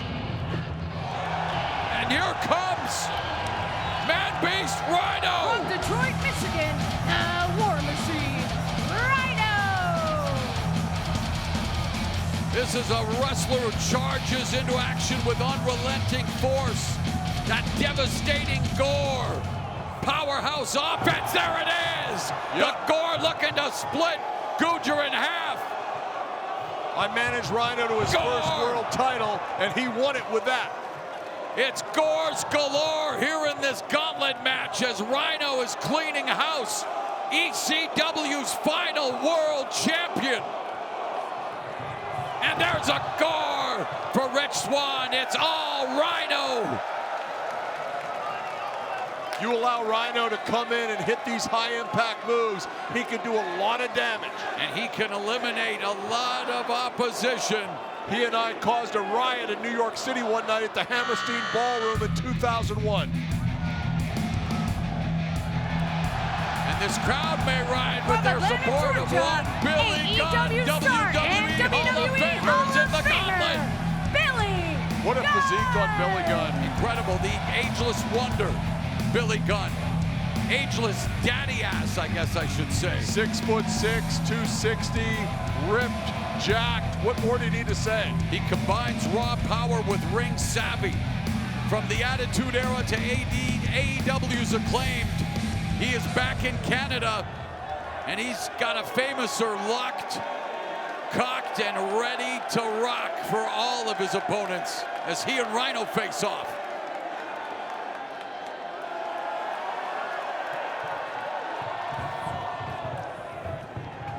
Ducking under, oh, and both hit each other with clotheslines. And that takes them off their feet, and every participant right now on the canvas. Two Brent very Banks, big, strong men, Morrow. Brent Big, Banks, strong men. yes, only one eliminated thus far.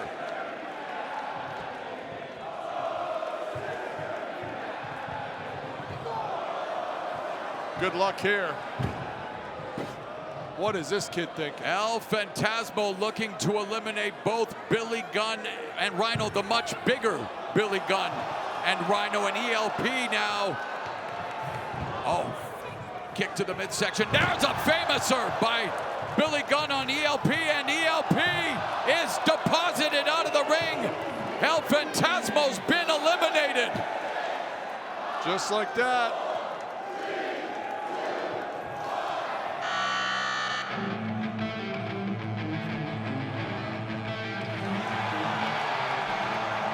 Here comes Psycho Mike, the master of mayhem and mirth, who wants a body slam. Forearm to Rhino, forearm to Gunn. Chance of let's go Mike. Running hip attacks to both Billy Gunn and Rhino. Oh, but a big boot from Billy Gunn.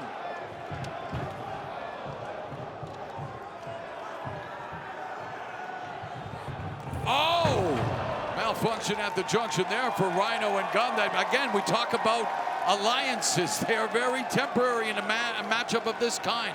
It's a selfish business, Morrow. It's what it is. Psycho Mike, a great example of a guy that, if it weren't for professional wrestling, would be living behind a fence. He's going to go for that all-important body slam, but can he pick up the much bigger Billy Gunn? Now he's going to try to do it on Good luck. The man-beast Rhino. Unable to pick up Rhino. Rhino's every bit of 300 pounds, 6'1". Psycho Mike dejected that he's unable to body slam Billy Gunn or Rhino. Oh, wow, Billy Gunn going to console Psycho Mike. A busted up Rhino going to console Psycho Mike. Well, that's nice of them. Oh, group hug now. If he's this sensitive, he's got no place in the wrestling business, that's for sure. Oh! Backdrop suplex, Billy Gunn on Psycho Mike. Yeah, who will be the next entrant. Go get your emotions under control, Psycho Mike. In Australia. Oh, here comes the 20-plus year veteran from down under, Slex. And he is running roughshod.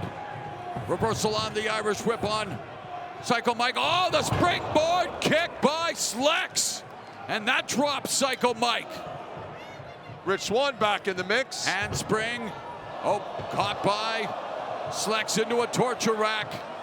Should have just thrown him out there. Oh, and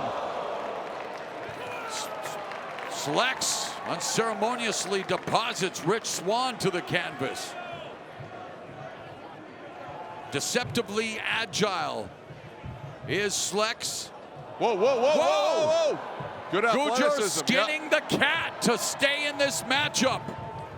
Ducks under the clothesline, go behind Gujar on Slex. Oh, knee to the face of Slex by Gujar. The gauntlet, oh! Did he touch? Did he touch? Touch, one foot was one down. foot, 1 foot. And Gujar looking to take Slex down again. Gujar, very precarious position here. It's getting crowded in there. This is usually the time where I'd go sit in a corner. And that would be sage advice. Yep. Smart strategy as they've all matched up here. Billy Gunn with Rich Swann. Oh, there's a draping DDT by Slex on Gujar. Psycho Mike kicking Rhino in the corner. Oh, and Gujar's been eliminated.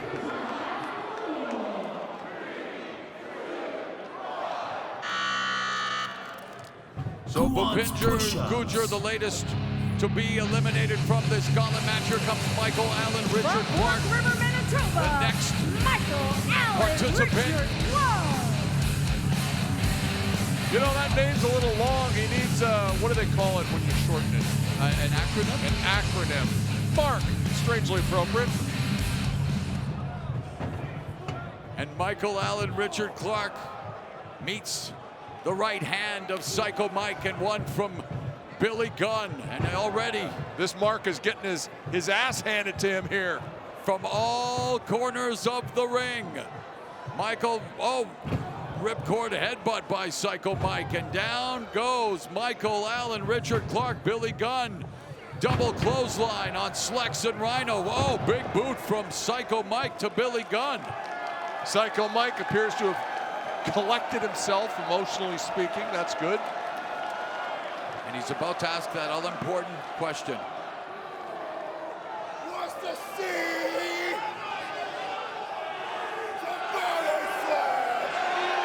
Well, this crowd wants to see a body slam.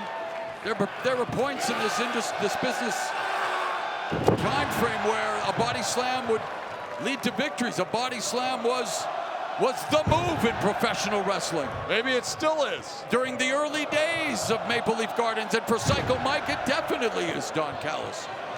As he is reaping. Wow, oh, he picks up Rhino with a big-time body slam. No way he gets Billy Gunn up.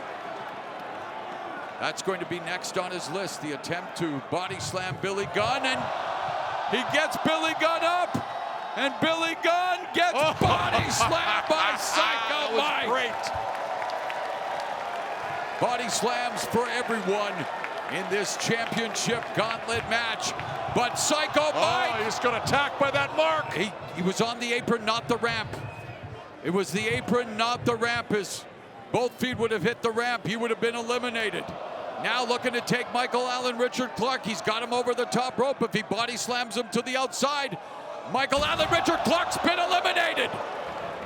He's been bounced, literally and figuratively. He's going to be selling pencils on Yonge Street later after that. Oh! Slex gets hit with a punch from Psycho Mike, but Michael Allen, Richard Clark. What? I don't blame him. So Michael Allen, Richard Clark, despite already being eliminated, eliminates Psycho Mike? I mean, that's what I saw. We're watching the same match. I agree. Wow. Hard night at the office for Psycho Mike, and it's going to be a hard night for everyone now. Excuse me. Whoa, Don Gallows is, don't tell me. Okay, all right. French-Canadian From Frankenstein. Montreal, Quebec, the French-Canadian PCO is an Frankenstein. entrant in this gauntlet match. PCO! Perfect creation one. And this crowd soaking up every second of his appearance here at Mattamy Athletic Center. International champion, will he add the Canadian crown? Will he head to Maple Leaf Pro Wrestling's Resurrection Saturday, July 5th? A double champion. PCO's in the gauntlet. Again, tickets for MLP Wrestling Resurrection Saturday, July 5th in Quebec go on sale May 16th.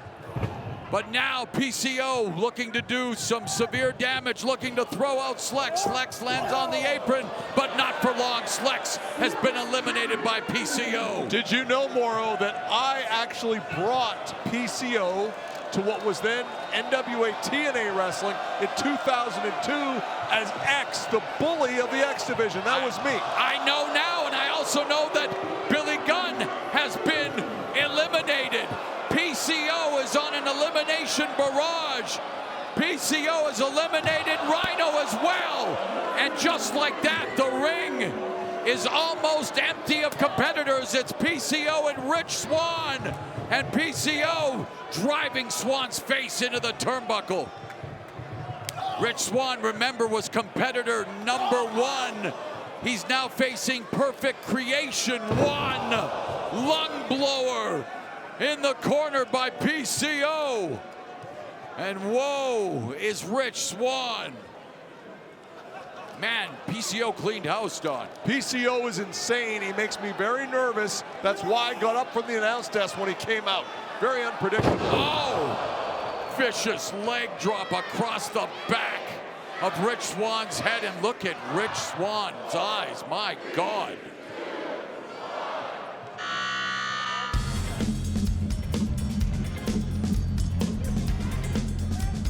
Oh yeah, swing time, baby. I love it. Accompanied, and there is the swingman Johnny Parisi. Entrance in the championship gauntlet. He left his ass in his other tights. Where's handsome Johnny Bradford when you need him? Oh, Lord. Oh, what the, who the hell is that? Nicely done. Wait a minute, who's, Johnny Parisi's the legal entrant. Who's this guy? What's it say on the back? What, is this a fan? What is going on here? What? Don Callis, do you know what is happening? Security is in the ring. All I know is one thing about this guy. He's real. What the, that's not Dan Moff, it is. It is Dan Moff, and Dan Moff is real. Dan Moff is in the Maple Leaf Pro Wrestling ring, but he was not a scheduled entrant inside the championship gauntlet match. What the hell is Dan Moff doing except cleaning house? Dan Moff, Ring of Honor veteran, who is literally running roughshod here tonight, but he is not scheduled to be here. Look at this doofus. He attacked PCO. I hate to say it, whatever they're paying these security guards is not enough for this. Dan Moff making a statement. I like this guy. Our main event, but again, Don. Oh, wait a minute, look out now. What? That's Jimmy Jacobs. What the hell is Jimmy Jacobs gonna do to Dan Moff? What in the hell is going on here at Maple Leaf Pro Wrestling? Oh, there you go. Jimmy Jacobs just handed Dan Moff a chair. And Dan Moff is laying waste to PCO. Can someone please tell me what the hell is going on? I'll tell you what's going on. Jimmy Jacobs is a miserable little bastard. He always has been. He likes to see other people do his dirty work, and we're seeing that here. It's obvious Jimmy Jacobs has a connection with Dan Moff. Dan Moff not scheduled. God, Jimmy Jacobs is a handsome bugger, isn't he? Dan Moff was not scheduled to be here tonight. Jimmy Jacobs. Oh, there you go. That's what Jimmy wanted. Oh, don't. What in the heck? Now he's wrapping the belt around the throat of PCO. Meanwhile, this is a championship gauntlet match to crown MLP's first Canadian champion, and Dan Moff has taken over. Dan Moff is what? No, he's not. I hope so. No, he's not. Look at Jimmy. He's got a front row seat. Oh, my God. Oh, my God. You know what's great? He's choking the life out of PCO, and that's saying something because you got the brutality of Dan Moff and the evil genius of Jimmy Jacobs. This is a great tandem, if that's what it is. Meanwhile, the gauntlet match continues. QT Marshall, who earlier tonight was beaten by Josh Alexander. Both of them participants in this gauntlet match. And of course, I mentioned Marshall's high ring IQ, and you can already see him surveying the landscape, wondering, how can I take advantage of what's going on right now? Well, that's just smart by QT Marshall.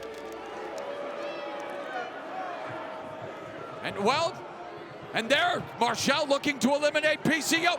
He eliminated PCO! Looks like he got Dan Moff too. Well, Dan Moff's not even a part of this match. I have no idea what Dan Moff and Jimmy Jacobs are doing here. But just like that, the man who was eliminating everyone, PCO, he's been eliminated by QT Marshall. Marshall wanting to deliver a diamond cutter. Oh, block counter. Countered by Rich Swann. And Swann handspring stunner of his own.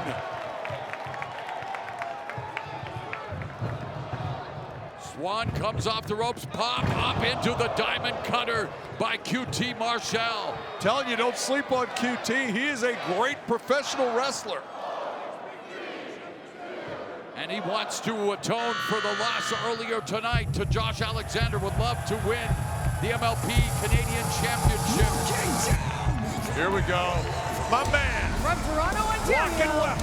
Walking weapon. The walking weapon, the member of the Don Callis family, AEW superstar, Josh Alexander, and he renews acquaintances and hostilities with QT Marshall, whom he defeated earlier tonight to kick off MLP Wrestling's Northern Rising. And he wants to rise to the occasion once again here in tonight's main event. Josh Alexander, since joining the Don Callis family, is always a great wrestler. He's become much more aggressive, much more nasty, and I love it.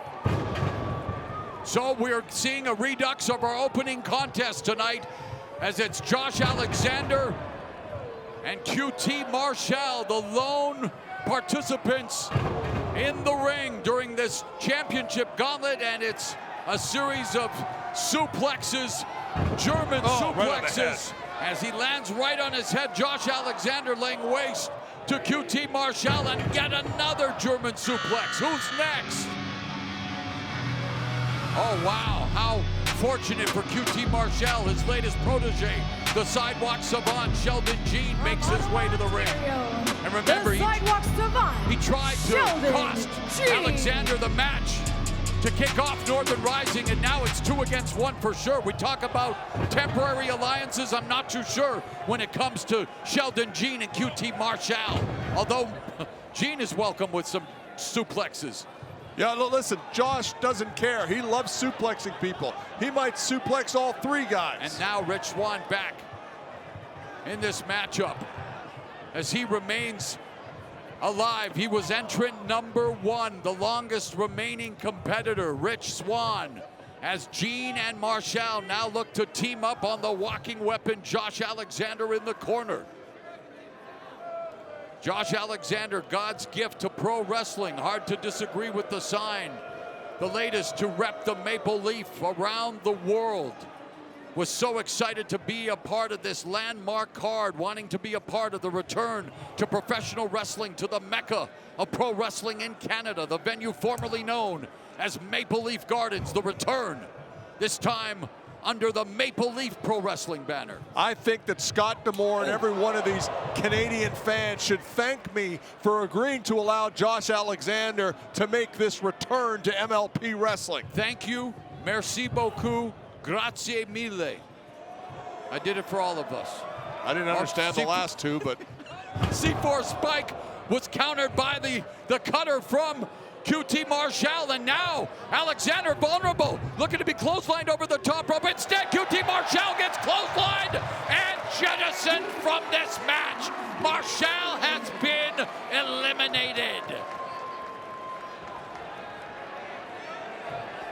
Josh Alexander looking like exactly what he is, a complete stud in the wrestling ring. Look at this guy.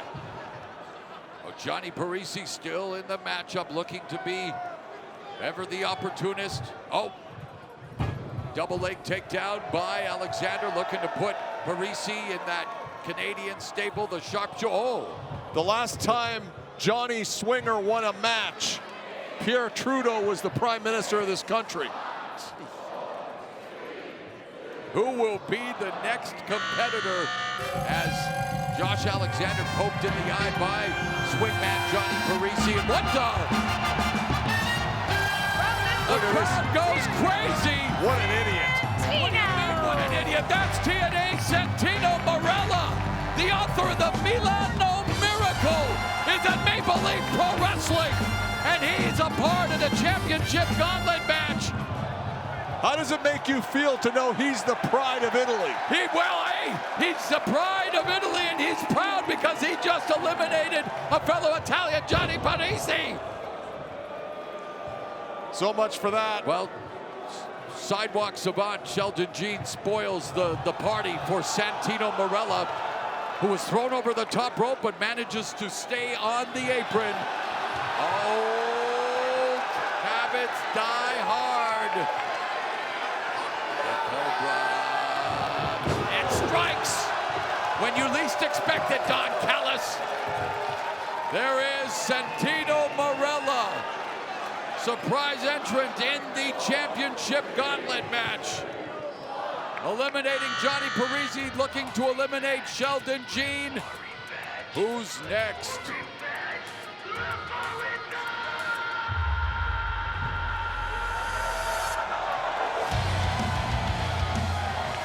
From Kansas City, it's the Nomad Bishop Dyer. He would love to emerge champion as he stalks the ring. Bishop Dyer just turns Rich Swann inside out. Levels Santino Marella and now faces off with Josh Alexander for the first time. Look at the size of Bishop Dyer. Listen to the chops of Josh Alexander. Oh, wow, what a forearm to Dyer. Slugfest. Man, these forearms of Dyer and Alexander, they are just chopping each other down to size. Dyer sending Alexander for the right, no counter. Dyer got him out in the fireman's carry. Not for long. Sends Alexander the ropes. Spine buster by Dyer. Oh, Sheldon Jean, knee lift. Big boot to the face of Dyer by Jean. Oh, end of days! Oh, Santino Marella, though, is back up on his feet, and Bishop Dyer, unaware of what could be coming his way. He's about to be introduced to the... Block that, Don. Yeah, he should bite the head off that snake. Take his whole hand with it.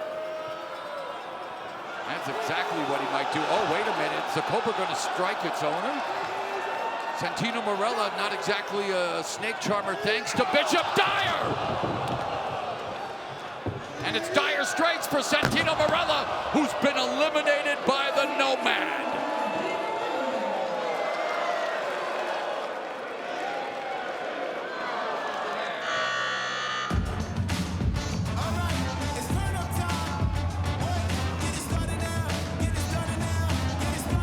Kid Chocolate Mojo.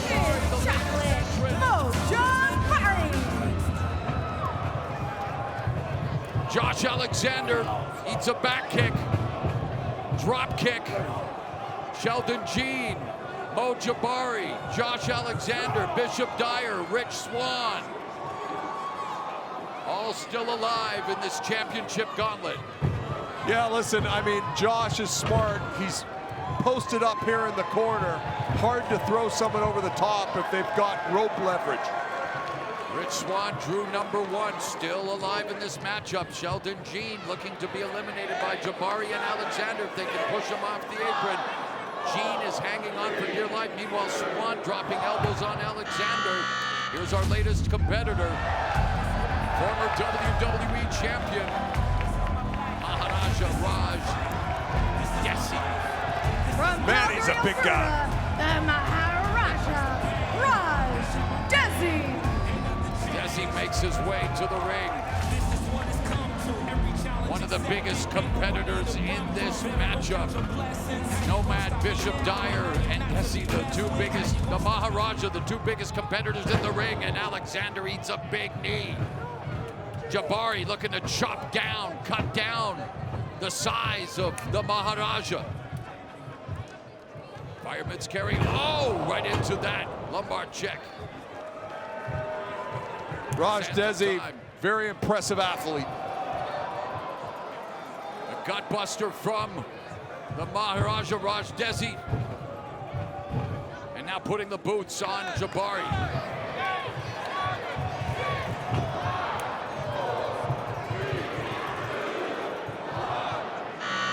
Notice Bishop Dyer staying clear of Raj Desi for now. It was already the sands of time for the Maharaja with that fireman's carry double knee gutbuster, but now the latest entrant, Alex Zane. The sauce makes his way to the ring. Maharaja working on Rich Swann in the corner. Jabari and Alexander doing battle in the corner. Sheldon Jean and Bishop Dyer going at it in another corner. And Alex Zane just surveying the landscape. As this match progresses, Moro, you really get an appreciation for what a gigantic advantage it is to get a later draw. Yes, and it speaks to the will and the skill and the determination to survive for Rich Swann, who's still in there as Zane wiping out Desi. Alex Zane known for his aerial artistry as well. You notice Josh Alexander is a bit of a target here because of his position in the Don Callis family. And he's an odds-on favorite in this matchup. Do you have any idea how often wrestlers are auditioning for me? I'm trying to get a place in the family? Why wouldn't they? Well, here's New York, the complete Matt Cardona.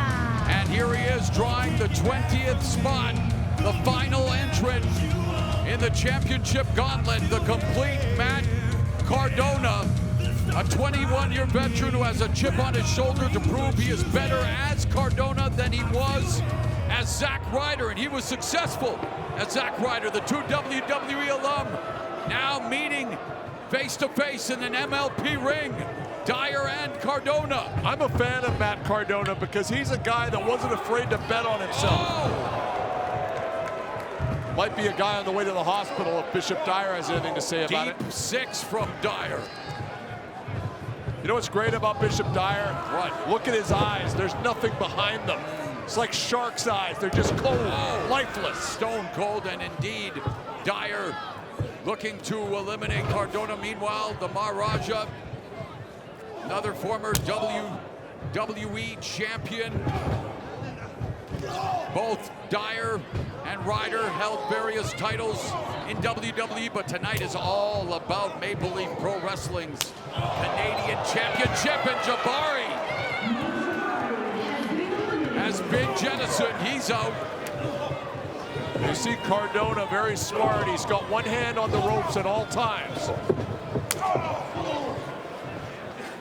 And Josh Alexander in a precarious position there in the top turnbuckle. If he's pushed off and lands on the outside with both feet hitting the floor. Look at Zane!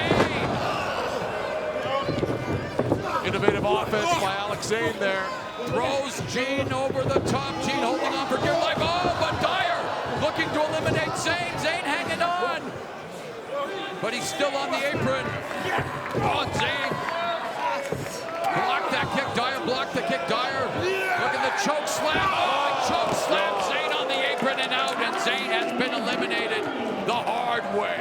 tell you, Mauro, that's the most impressive elimination yet. I agree. He manhandled him. And Rich Swann being manhandled now by Bishop Dyer, but I spoke too soon. That electrifying, quick trigger offense of Rich Swann. Oh boy, he's now in trouble. There's an attitude adjustment for Rich Swann from Bishop Dyer. Dyer picking up Swann. And, oh, Swann looking to run a Dyer out of the ring. Too much of a size differential here for that. Whoa, whoa, whoa, whoa, whoa, whoa. Look at Cardona. What a greasy scumbag move that was. Love it.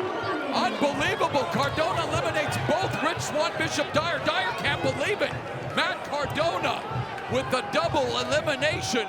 So it's now Raj Desi, the Maharaja, Sheldon Jean, Josh Alexander, and Cardona, the final four. One of these four competitors will emerge as Maple Leaf Pro Wrestling Canadian Champion. Remember, Don, when it comes down to the final two competitors, it becomes a singles match, and then the victor will be determined by pinfall, submission, count out, or DQ. And remember, yes, you can become a champion because the title is vacant via count out or disqualification. Tonight and tonight only, no champion's advantage. At the end of the day, we said drawing that 20th spot is a huge advantage, and Cardona has proven that point to us. He's laughing. He's enjoying every second of this. He's got the best seat in the house, Matt Cardona. Yeah, no reason to get involved. Let Raj Desi do his thing right now. Desi sit back. The vertical suplex.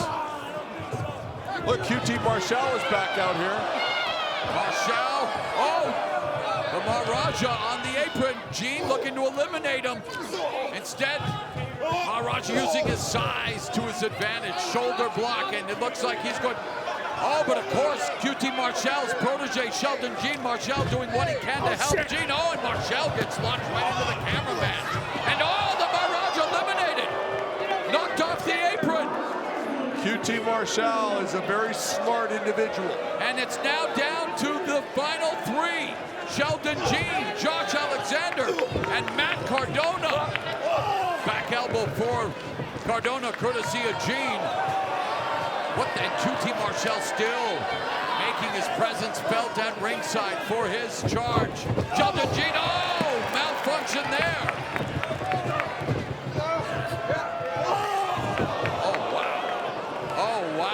Nasty low blow. How low can you go, Sheldon Jean? And no, Jean, what is he going to try to go for a tiger driver, maybe? Well, or even deliver some of the... Wow, Jean's been eliminated by Alexander. I thought he was going to try to insult Alexander by going for the C4 Spike, one of his patented moves, and now the referee's in.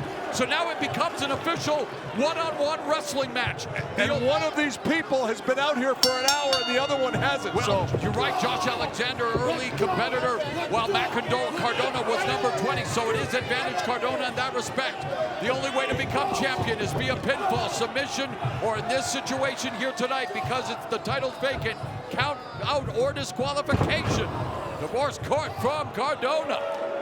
Cardona, who had not done a lot, he'd been a spot picker in this match, and now laying on the offense onto Josh Alexander. Beautiful, Bobby. Appreciate that. Divorce court is now, you're right there. He's looking to divorce the shoulder from the body of Josh Alexander. And remember, Cardona did his homework, because remember the match against QT Marshall where Sheldon Jean was the one that injured the left arm of Alexander. I'm a little worried about this because, as I may have mentioned, there's a big match on Dynamite this Wednesday where Josh Alexander and Takeshita are going to be taking on Hangman Page as well as Will Ospreay. Here we go.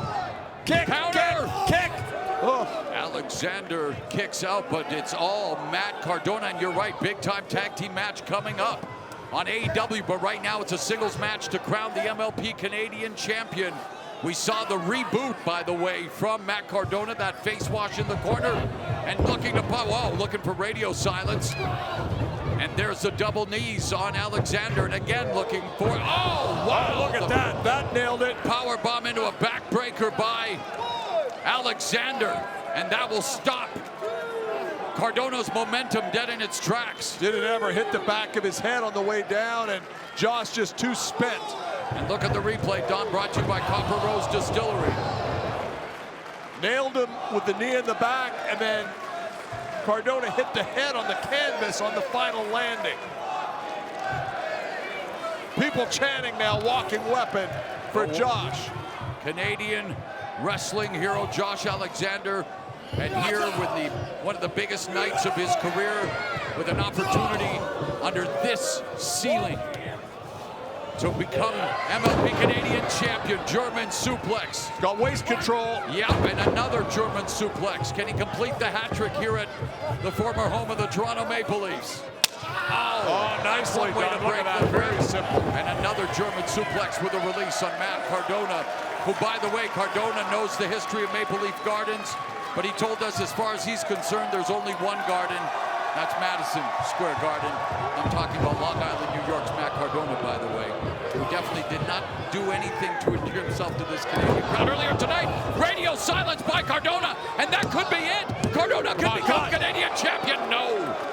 And Don Callis, of course, wanting Josh Alexander to emerge victorious and walk into AEW Dynamite on Wednesday as Maple Leaf Pro Wrestling Canadian champion. But of course, you are as unbiased as you can be as a broadcast analyst for Maple Leaf Pro. Look, I mean, Josh is my guy, but I'll tell you, Matt Cardona is an impressive athlete. Said it before many times. Oh, and Cardona, no water in the pool there, and now it's going.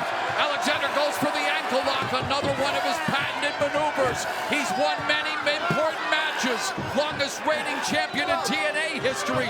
Now wants to begin a reign as MLP Canadian champ. Cardona reaching up for the bottom rope. Cardona could be forced to tap. He's gonna lock it in here, he's got it. Ankle lock, locked in. Oh, Cardona kicks him off, and Cardona now rolls up. Alexander's shoulders are down for two only.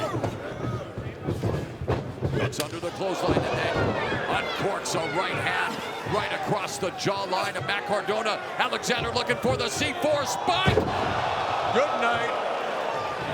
Walking weapon, Josh Alexander has done it. Josh Alexander is MLP Canadian champion.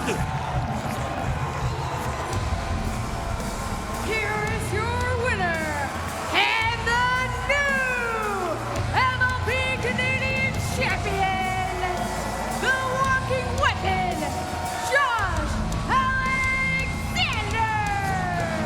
A night that none of us will ever forget. A man who's represented Canada for years. The walking weapon, Josh Alexander, walks out of hallowed ground. The venue formerly known as Maple Leaf Gardens, as Maple Leaf Pro Canadian champion. Wow, what an effort. Surviving the gauntlet to become champion. Congratulations, Don Callis. I'm so happy. Don Callis family has a new champion. The Don Callis family is global, and we're taking this title to AEW. Oh, Canada. On behalf of Don Callis and all of us, thank you for watching Maple Leaf Pro Northern Rising. Josh Alexander rises to the occasion. Canada has a Canadian champion.